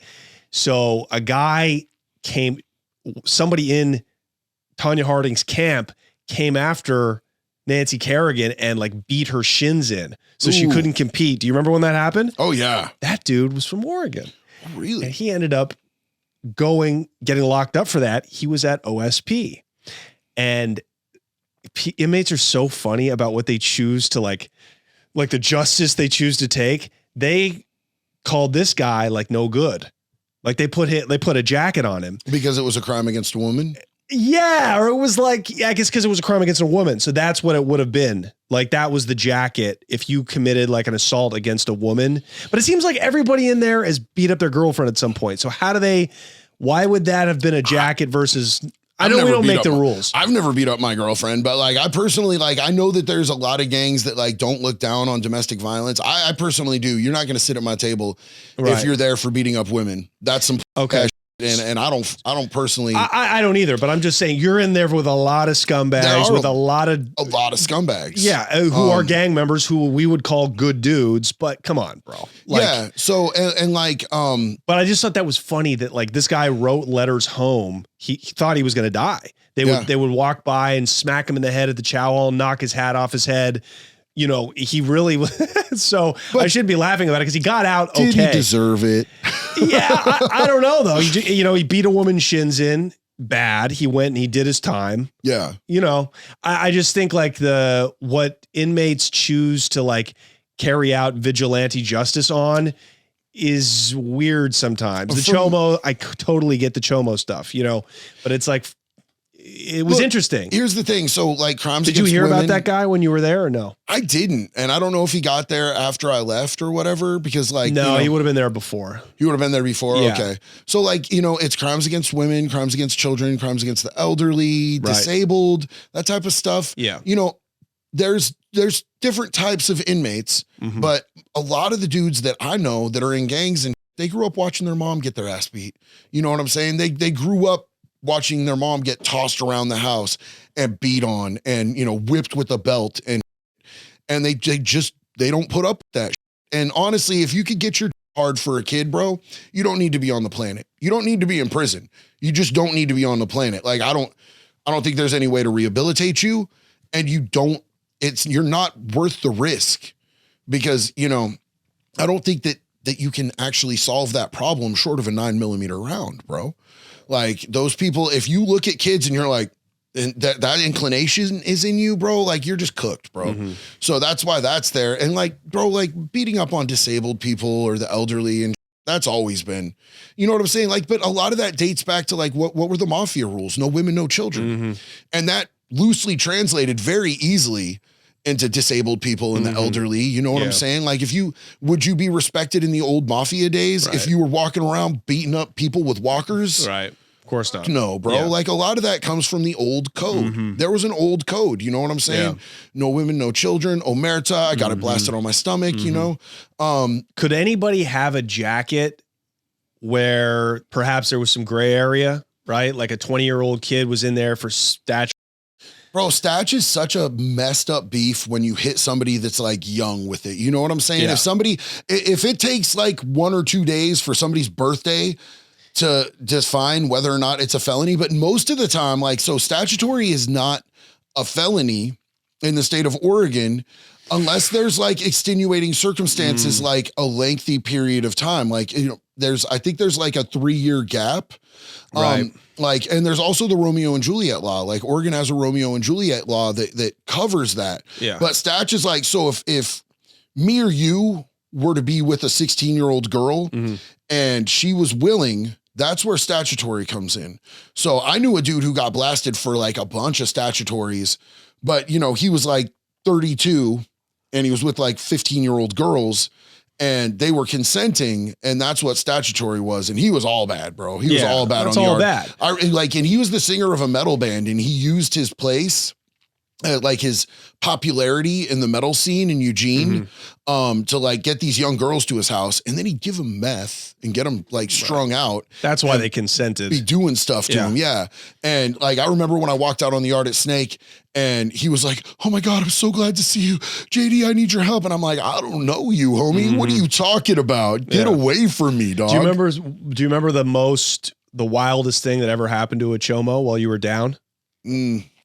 So, you've been to OSP, it has the old school penitentiary doors that are bars and they slam. Yeah. The COs at the control room, they can open them all and slam them all at the same time, or you can like shut your door after they open them. I watched a chomo get his head slammed in there until the dude was just a puddle, bro, and then dragged out, and instantly orderly already had the mop and bucket because he knew what time it was. Yeah. And it was cool because the CO was actually the one who had told this person who the chomo was. Like, that dude down on 13 is no good, and cracked the door. Oh, wow. Yeah. So that's old school penitentiary where the CO knows a hit's about to happen, might even participate in it. The COs good COs facilitate that and look the other way. You know what I'm saying? Because they got 3 high and 3 low. So if you're doing something on the bar and they know that you're doing something on the bar, they go to the other side and go look down the other bar. They have culpable deniability. I had multiple COs that were cool like that. One in particular, she was also the one who was bringing me in my cigarettes. That's wild. Cool. So how do you know when a CO is cool enough to approach them to ask if they can bring something in for you? So, I mean, like, bro, you never been slick with nobody in your life? No. I've never been slick with nobody, man. I'm just a stand-up guy. I love you, dog. You're amazing. So, like, look, you test the water. You test the water with little things. You know what I'm saying? If they're going to let you break little rules, they're going to let you break bigger rules. And it's a game of confidence. It's letting them know that you're not an idiot. First off, you're not going to put them on Front Street. You know what I'm saying? If you do something and somebody gets brutally messed up, you're going to clean up your mess so that it doesn't look super bad on them. Dudes that are wide open and they're just smoking weed and blowing it out on the tier all day and everything, they're not going to trust that dude. That dude's wide open. That dude's a lieutenant is going to come through and they're going to be blowing it out. They don't even got a jigs mirror out looking down the hall.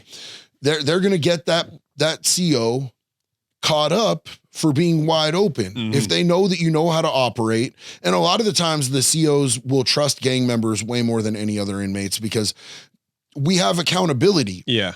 If I'm being wide open and I'm bringing heat down on the block, my own homeboys are going to pull me up, probably put me in violation for it. You know what I'm saying? So, if you're not wide open, if you know how to operate, and then you build a rapport with them, and it's always, hey, look, I need to go in, and you start off with, I need to go in that cell. Homie has something of mine. I need to get it back, and you give him the old, the old wink. And you kind of grin like you're grinning right now. You're a cute guy. Yeah, I need to go get my stuff. He's got something of mine, and they know what time it is. You're going in there to beat the dude up and extort him and take all his shit and probably leave him in a puddle. And if they'll do that for you, then, you're going to take it to that next level the next time. So how did you approach this woman? Like, what did you say to her? Exactly like I just did. I was like, hey, I need to go in here and get this. And she's like, you need an Chomo cell because you loaned him something and you need to get it back. And I'm like, and she's like, all right, cool. So she let me in there. And then you know, a couple weeks later, there's a new dude on the tier. She's like, hey, you know, dude in cell 13. I'm like, I ain't seen him yet. She's like, well, you should see what he's here for. I'm like, you want to crack that door for me? And she's like, yeah. She waits till I get down in front of his cell and cracks his door. So I got the element of surprise. I go in there and I told his cellie, stay on your bunk. You know what I'm saying? And I go in there and I'm like, your paperwork now. And he gives me his paperwork. It's all bad, bro. You know what I'm saying? Like he's tried to scribble over his charges with a pencil. You know, when they've tried to alter their paperwork, they're on some super. And so, you know, I smashed him around the cell a little bit and took everything that he had. His cellie tried to stand up at one point and I was like, sit down. And his cellie sat down. His cellie wasn't a bad dude, but it's a bad look living with the chomo. You're not allowed to do that. Now, when you do that and you come out, you know, with a whole bag full of canteen or whatever his possessions are you not worried about the camera hitting you at the very end of the... OSP didn't have cameras at that point. No cameras. OSP didn't have cameras until 2009, I believe. You're kidding me. They must have had a few cameras. I mean, they had cameras, but they didn't work, dog. Right. Like we all knew they didn't work. The control room floor couldn't see. Either they didn't work or they didn't care. Like we weren't worried about too much stuff with that. Right. You know what I'm saying? Like it just, those cameras were beatered, bro. Right. I heard that in 2009, I heard they got better camera systems installed. And now I heard they have cameras literally everywhere. Yeah. But that whole place has changed. They have Zen gardens there now. Right. Yeah. Like they have over by where the mini golf course is that the lifers built. They've got a Zen garden there now. Like we didn't have no fancy like that. That's probably a good thing though, right? I think it's an incredibly good thing. I think that having a more humane and more rehabilitative type of a system can be really good for certain types of inmates. I think there's certain types of inmates that it just is never, ever going to work for. Who can't be rehabilitated. Yeah. You know what I'm saying? And like, I think California is reaping I think they're reaping the carnage of trying to put the wrong types of inmates into a rehabilitative situation. You know, CDOC just went from, you know, California Department of Corrections to Department of Corrections and Rehabilitation. And now they've got Prisony land and they've got You're not an inmate, you're an incarcerated person. Yeah, you're an incarcerated individual. Yeah, right. Okay, cool. I'm going to stab you in the face and say that to me. You know what I'm saying? Did you meet when you were down, did you meet, besides the chomos, putting those aside, did you meet any like incorrigible individuals, just gangsters that weren't going to change? Oh yeah, bro. Oh yeah. Like, okay. Like, so like, look at Grim, bro. Did you meet Grim when you were at OSP? No. He had Grim tattooed, I think above one of his eyebrows, dude. Long haired. He looked like a native or Hispanic cat, but he ran with the whites and ain't nobody going to say to him about it. He'd stab you before he'd look at you, bro. He's a hardcore dude. And he got out after doing like, I think he did like 15, 18 years. He got out and he got caught in Southeast Portland because he literally dragged some dude into his auto body shop and burned him up with the torch and beat him with a pipe. And I think he stabbed him a couple times. Then he threw him through a plate glass window dead into traffic. And the cops got called and then they found all this other on him. And he went back with like the forever sentence, bro. Yeah. You know what I'm saying? There's dudes like that. Yeah. It's almost like they want to get caught. But here's the thing is like sitting down at a table with him, he's a very respectful dude. You know what I'm saying? Like I could sit and chop it up with him the same way that I sit and chop it up with you. But you know, this dude crossed him. Yeah. People can flip. Yeah. You never know what's like lurking inside of somebody, bro. Yeah. You know what I'm saying? For all I know, you could be a gnarly ass serial killer who's just really good at it and get away with it. People talk to people who have that lives inside of them all the time and they don't know. That's why you've got these chomos that infiltrate schools and churches and people are like, the government. Old Gary would never do this. Joe Biden would never sniff a kid, you know? Yeah, the CIA, Jeffrey Epstein. Yeah, yeah. You know what I'm saying? Like you never really can tell who you're talking to. And what they might be capable of under the right circumstance. There's always the right circumstance. When you were, you get out of the hole at Snake River for the second shot, the 6 month shot for just beating up the dude again. That was actually at OSP. Oh, okay. Gotcha. Yeah. That's the last big prison you were at? OSP? Yeah. Yeah. So I had that lieutenant come to me and tell me, Delay, like, you're smarter than the way that you're behaving and you're wrapped up in this that, like, you're short time. Why aren't you at a minimum? And I'm like, because you might send me all the way out to the other side of the state. I can get visits here. Right. And she's like, well, what if I let you pick what minimum you want to go to? And I was like, I want to go to OSPM where they have a drug treatment program because I want to get out a little bit better than I came in. And so far, I've just myself up a lot more. Like, I am a way worse human being than I was when I came in here. Like, I'm a monster now. And she's like, yeah, but you don't have to be. And she's like, I'll make you a deal. I'll send you there if you give me 6 months clear conduct. And like, so I just kind of amended my activities a little bit. You know what I'm saying? Like, hey, can you go when you're clicked up with a car or a gang and you want to get class down to minimum? Can you go to whoever's running the car and say, hey, I can't really put in work. Well, I had the trying to get out. keys. Okay. I had the keys, but here's the thing. How did you like, get the keys? How did you become the shot caller? Okay, so look, here's the thing. I'm going to tell this story, and I don't think that I've ever told this story before.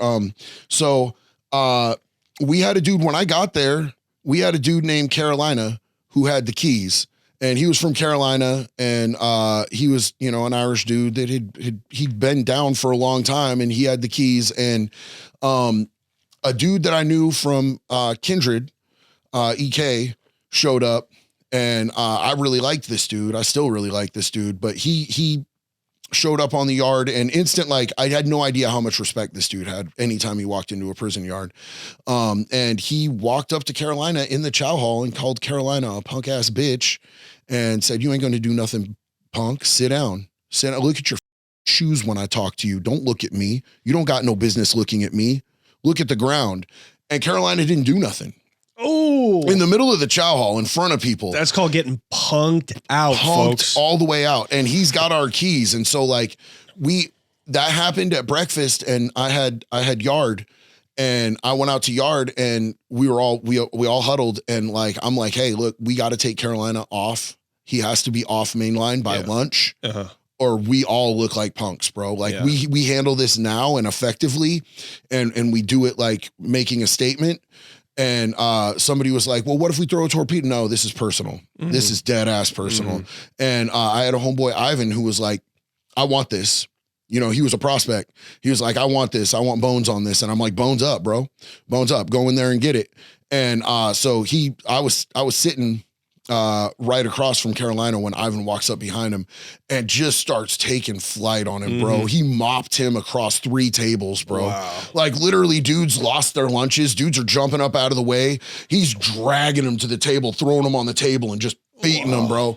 It was gnarly, bro. Wild. Ivan's a big boy. Yeah. I like Ivan. Wow. He's the homie. And he beat him up bad. And, you know, Carolina, I don't think Carolina ever came out, bro. Like, I don't know, like, they sent him to 2 Rivers or they sent him somewhere else. He definitely never touched back down at OSP. So you ran him off the yard, and are you second in line, and therefore you step up and take it? Yeah, I mean, there was a dude that probably should have come before me, but he was like, dude, I'm not trying to do it. And I was like, I'm really not trying to do it either. Like, I don't want to be like, because who wants to tell their homeboy, somebody they genuinely care about, bro, that, like, okay, you got to go run a mission. You know what I'm saying? You got to go, like what happened to Ivan. Ivan stepped up.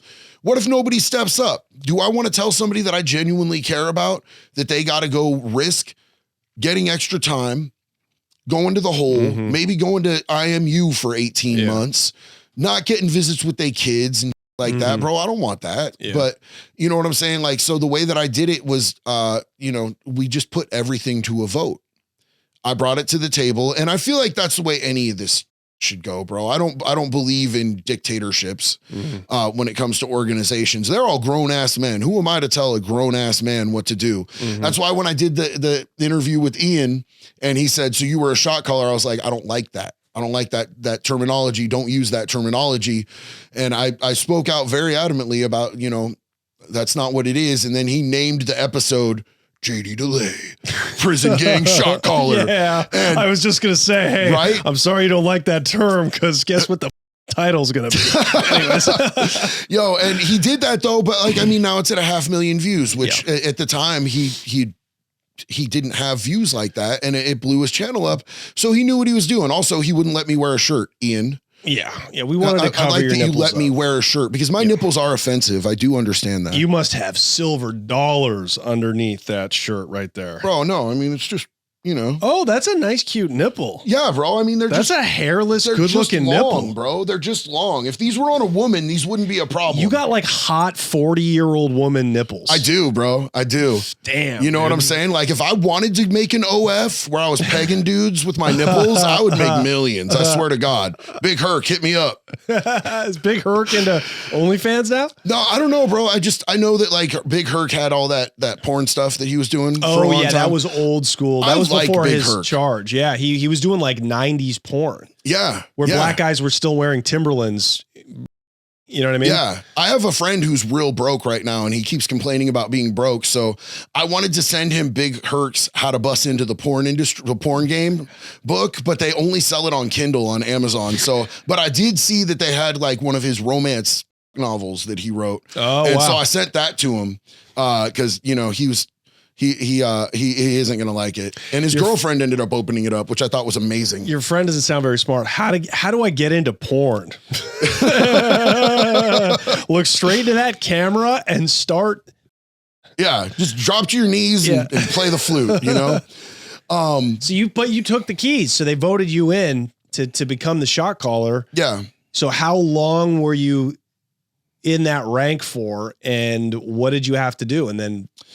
So, you know, I brought everything to the table and I would present, you know, here's our options, you guys. You know what I'm saying? On whatever situation it is. And I was putting on a lot of prospects, you know what I'm saying? And but I also had this in my mind that I wanted to do this drug treatment. Mm-hmm. And I wasn't gonna betray my homies by not handling business to do it.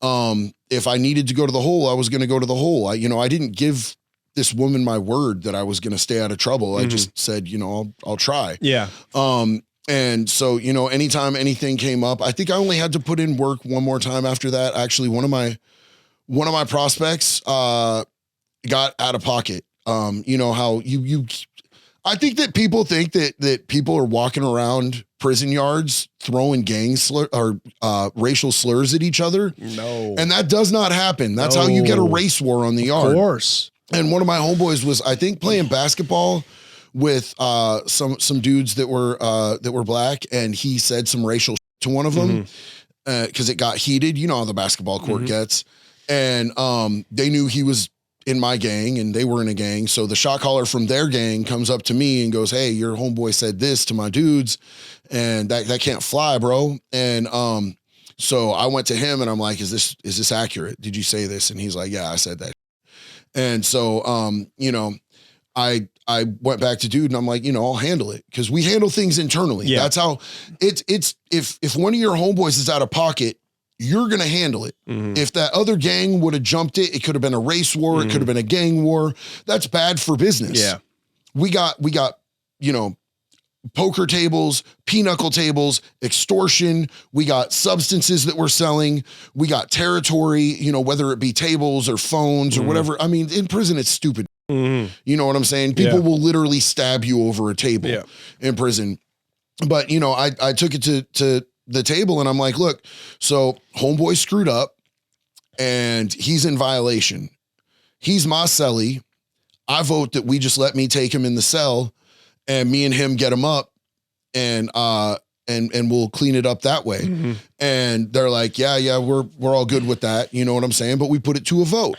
So that's an example of how it would happen. So then you just went and beat his ass in the cell, or you guys had a straight up fade, or what? So look, man, I never will expect a grown man to let me beat him up. Right. I never, bro, especially a homeboy. You know what I'm saying? I have so much respect for this dude because like he's tall, but like I got size on him. Sure. You know what I'm saying?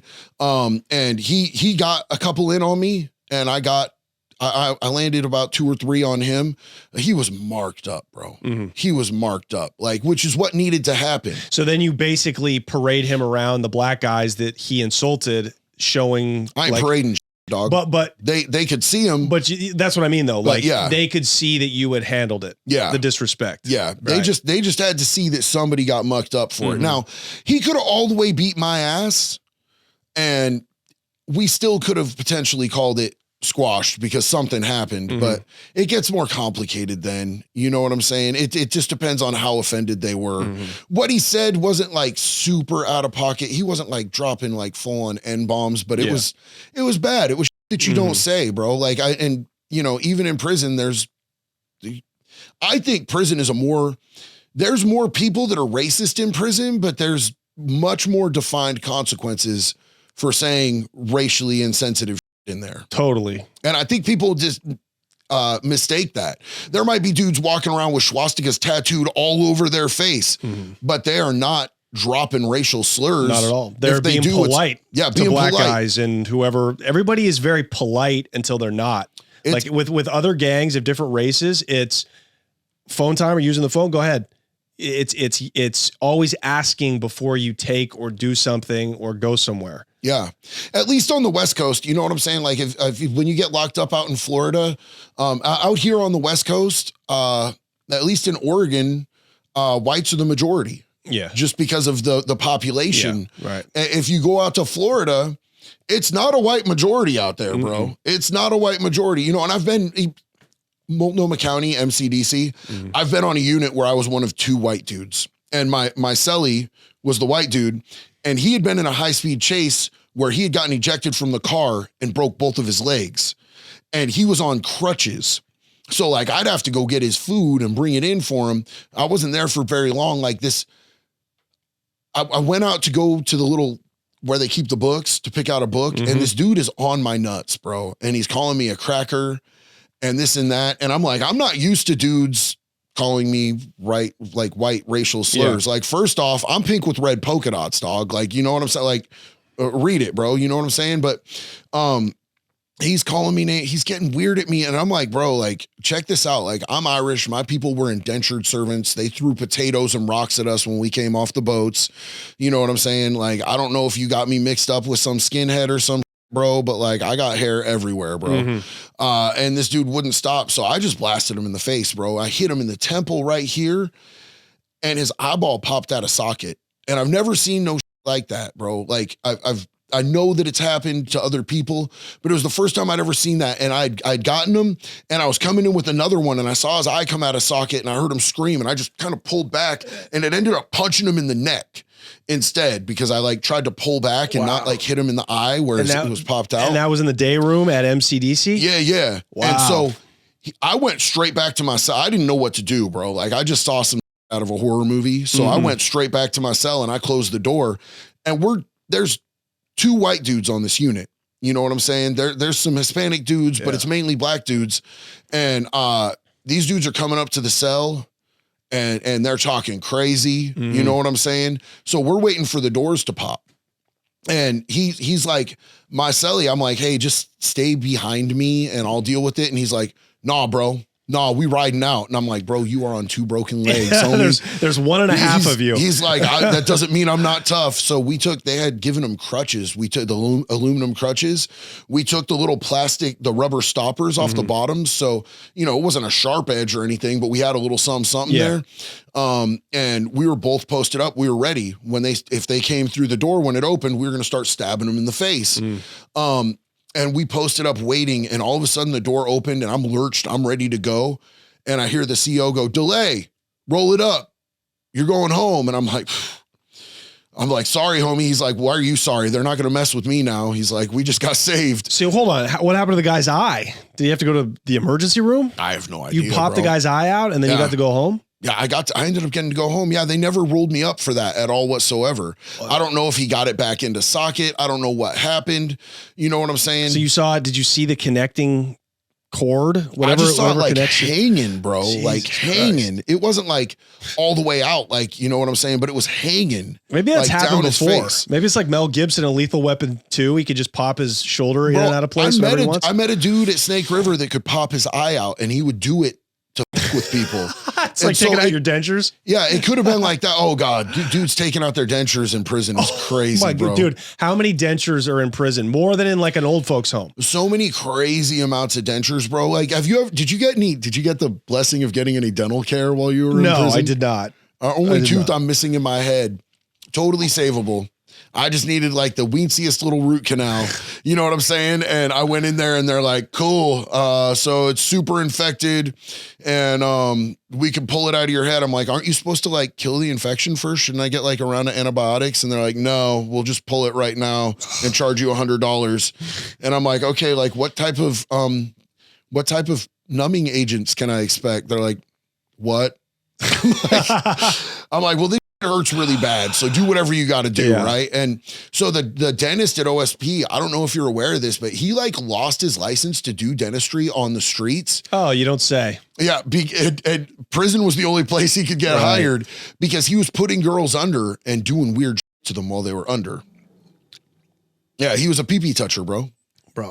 Oregon has so many sketchy people. So many, dog. I mean, look, I guess everywhere you go and where you find those sketchy people, it is incarceration, is in prison. Yeah. And everything that's involved with it, the jail, the guards, the people who work there. I mean, it's such a dark place. I feel worse for many of the people that work in prisons than I do at the actual inmates. Like these get to go home, a lot of them. Here's what I would tell most people. Because bro, like the vast majority of people need to understand the vast majority of people are coming back out into the streets. They're going to be your neighbors. They're going to be, you know, they might be the homeless people that are living under the bridges, or they might be your neighbor who's posted up next to you, or, you know, living right outside where your kid catches the bus for school. We should try to give these people the opportunity to succeed and become better people instead of just warehousing them and then just throwing them back on the streets. I don't know what they gave you when you released. They gave me a check for $50 and a bus ticket. And, that was all that they gave me. Where did you release out of? I released out of Santiam. I spent one night there. Because I went from OSP to OSPM to try to do the drug treatment program. Right, and so you made it through your 6 months as a shot caller, but somebody who's like, hey, I need to get out of here. Yeah, so like I didn't even burden my people with that bullshit, bro. You know what I'm saying? Like my cellie knew what time it was, and he was the prospect that I had to clean up the violation with. You know, he knew what time it was, but like I wasn't going to burden them with that bullshit. I wasn't going to tell them I need to try to be good. No, of course. But you know what I'm saying? But 6 months later to the day, that lieutenant walked up to the cell and was like, you know how many people I've offered that same deal to, and you're the first one who's actually been able to do it. Yeah. And I was like, all right, cool. She's like, pack your shit up. You're going to OSPM. Yeah. And they sent me to OSPM, which did you ever get there? No, but I heard about it. It's the nicest place to do time, bro. You have a key to your own cell. Oh, wow. You know what I'm saying? Like you got wood doors. They have Miss Pac-Man pool table. They have a great weight pile because it used to be the women's prison. And it was a women's maximum until Diane Downs. Remember Diane Downs who killed her kids? She was there and she escaped. And so they were like, this isn't maximum security enough for maximum security. Right. Then they started building Coffee Creek.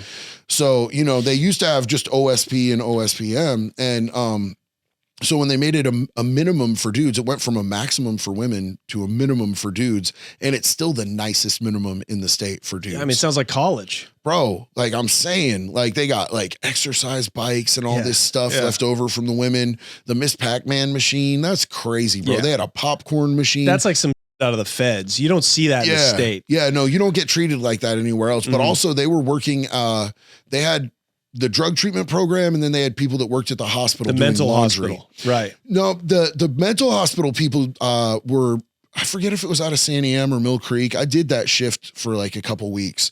The OSH shift. Oh, I heard that's a nightmare. Oh, dude, it's terrible there. Like you see people like chewing on dog toys. Well, so like when I was there, they weren't letting anybody out of just the kitchen because I guess they had some inmates that had some assaultive problems with inmates and patients. So they weren't letting anyone out of just the kitchen, but just the kitchen, bro, like it's a creepy ass place. Yeah. You know what I'm saying? And we had home. It was cool because it was really easy to get somebody to just come up and hand you a big package. Right. And then you could keister some back into the institution. And I had a homeboy that was getting bush visits. You know what I'm saying? There was like, he had a way out the shipping where they would bring in all the shipments to the kitchen. And there were some bushes right over there. And he would have he had this big girl that he would just pound out in the bushes. It's always a big girl. It is always a big girl. Who else would do a bush visit? One other nice, normal girl with romantic prospects would go inmate in the bushes. It's always a big girl, bro. Like I've seen a lot of people's bush visits, and it's 100% facts, bro. Yeah. Even if it's a black guy, it could be a Black Panther. If he's getting a bush visit, it's a fat white bitch. Oh yeah. No, yeah. And facts. I've only seen it be, well, no, I did see one Hispanic chick that showed up for, one of the Southsiders, but she was a big girl too. Sure. Yeah, of course. But you know, so the hospital was terrible, but, they actually had, like, I think it was like an Aramark, where they do all the laundry for a hospital.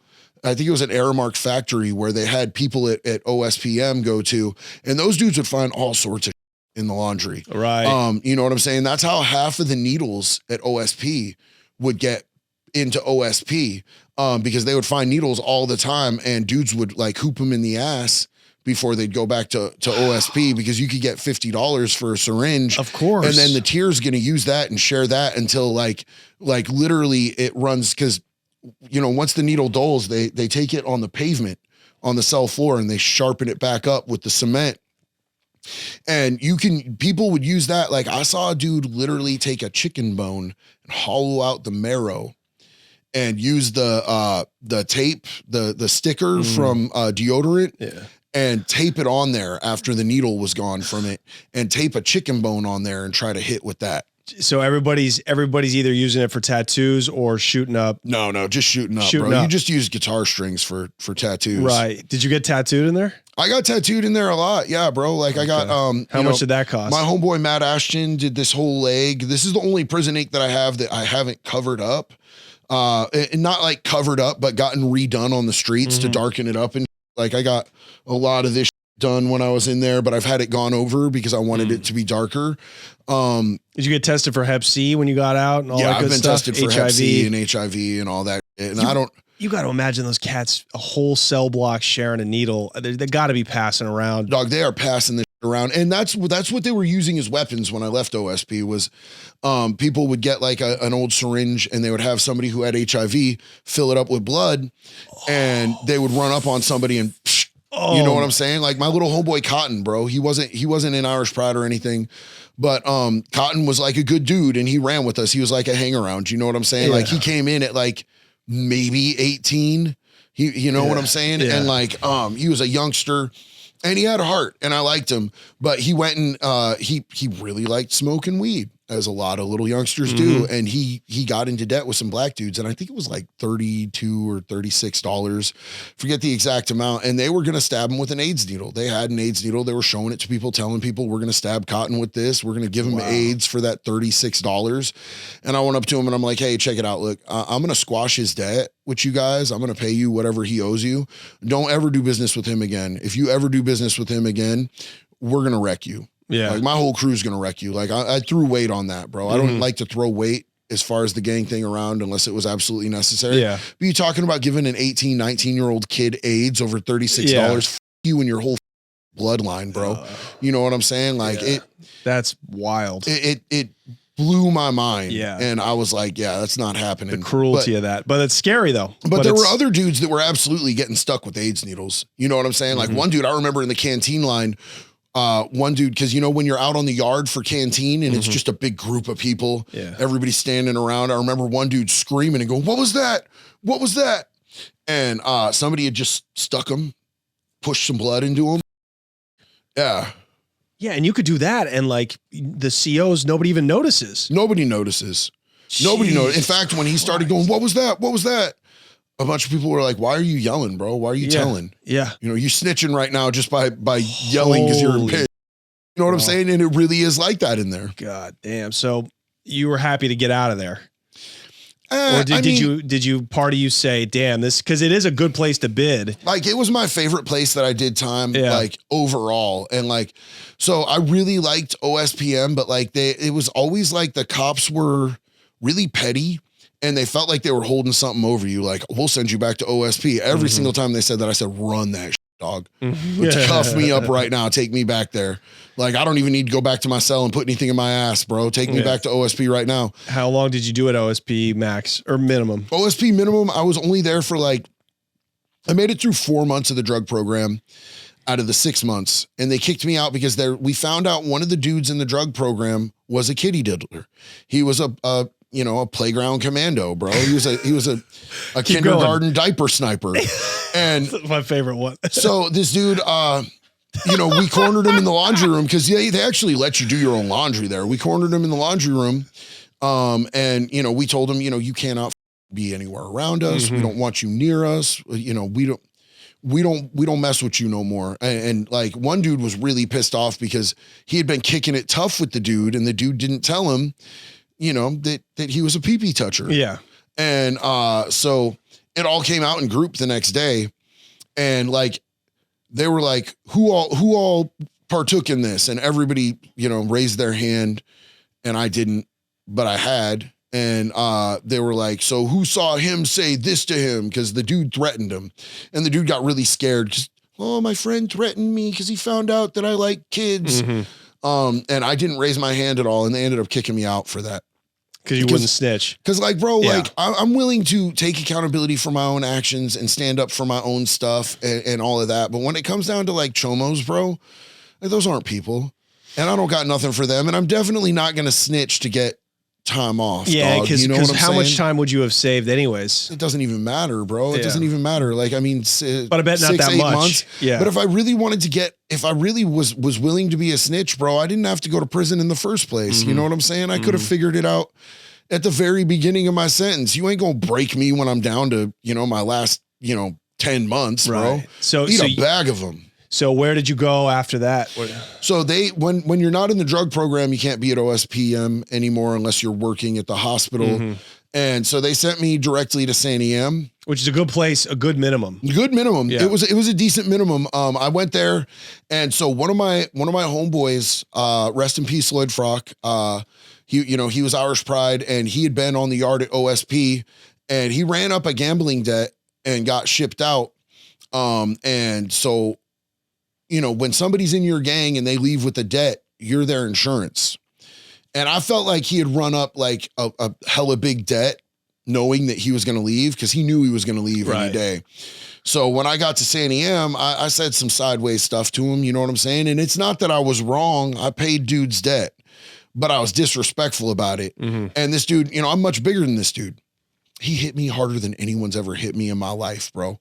Just right off rip. Like, I didn't even get the words out of my sucker, and he laid into me, bro. Like, I almost went out. It's the closest I've ever been to being knocked out in my entire life, dog. Wow. He put you on your pockets? No, bro. I was on hands on my knees, like this for a second, and then he started coming in for more. And I caught myself, and we went rounds. You know how they've got, the bunks at the back. We went for a full round around. Like, it was a good 2-minute fight. Yeah. People think that fights, people who've never fought think that fights last for more than a couple minutes. A good fight lasts like 2 minutes is a good amount of time to be fighting. Then you're both winded. And like at the end of it, we're both hands on our knees. Gassed out, dog. Yeah. And he's like, you done? I'm like, yeah, you done? And he's like, yeah. And I'm like, all right, cool. And, it was respect. And he caught a black eye, but my whole face was lumped, dog. Like, you ever been hit so hard that like blood is seeping through the pores of your face, like instantly? Like, he got me like that with that first one. And, like, my whole face turned purple. Like, I don't bruise easily. I could get hit by a car and not bruise. So I was laying on my bunk, trying to avoid the COs. Yeah, right? holding a book up like this so they wouldn't see me. And a CO came up. Like, it took a couple hours to swell and darken, and only got worse. And a CO came up, and they're like, yeah, about that. And so the sergeant called me and Frock down at the same time. Right. And he's like, so it's funny that you two are in the same gang. And I'm like, allegedly, because I never let them, they labeled me, but I never gave them any, confirmation. And he's like, and you just showed up here, and both of you seem to have really fucked up faces. And I was like, I went out on the basketball court and caught an elbow to the face. And he's like, and what about you, Frock? And he's like, same. And he's like, so that's really the story you're going to run with? And we're like, yep. And, he knew. He's not stupid. He knew exactly what time it was. He's like, so are we done having basketball accidents? And we were like, yeah, everything should be good. I'm going to just stay off the basketball court. I apparently can't jump. And so we ended up getting away with that. He stayed solid. I stayed solid. You know, it was mad decent. He definitely got the better of me, but I did snicker the next day a little bit when he got called to a visit and I knew it was his girl because like he definitely had a black eye. I called home immediately and I'm like, yeah, nobody come visit me I'm lumped for like a month. You know what I'm saying? How long did you do at San Am? I was at San Am for like a month until they shipped me to Mill Creek. So you went to Mill. Mill Creek is insane, bro, because they don't have a fence. Yeah. Oh, that's what I was thinking of when we were talking about Warner Creek earlier. I meant Mill Creek. Yeah, Mill Creek is great because they don't have a fence. And the COs have been there forever. Like they're not petty. Yeah. They're really not dumb. Like the good COs for minimum all made it there because it's like one of the nicer places to work at. I just went to a haunted house there on Halloween this last year because they shut it down and they were going to turn it into an apartment complex. And then they found out that there's an Indian burial ground on it. So they can't develop anything there because now it's like, it's in litigation, and they don't want them building over an Indian burial ground.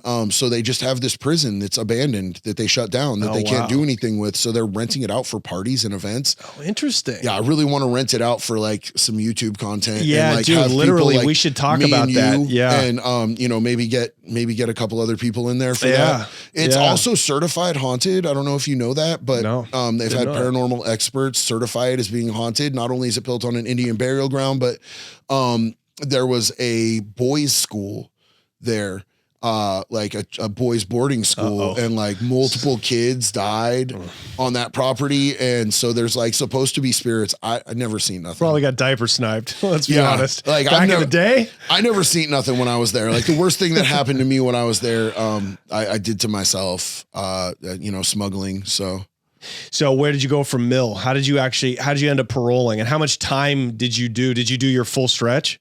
So I did day for day, 39 months. Like I did every single day of my sentence. I had good time and earned time and I threw every piece of that away because I was dumb. I went about it wrong, but I ended up getting wrapped up out of Mill Creek for an investigation for attempting to incite a riot at Mill Creek at the smallest and most minimum custody security in the state. And they shipped me back to San Am and I graduated from San Am. Paroled out of there. Yeah. And I was still under investigation. And then the CO who let me out told me, you'll be right back. And when you do, we're going to take you straight to the hole since you're under investigation. I'm sure the investigation will be up by then. And, you know, we're going to leave a light on for you, delay. And I was like, eat a bag of funky discolored, bro. I haven't been back.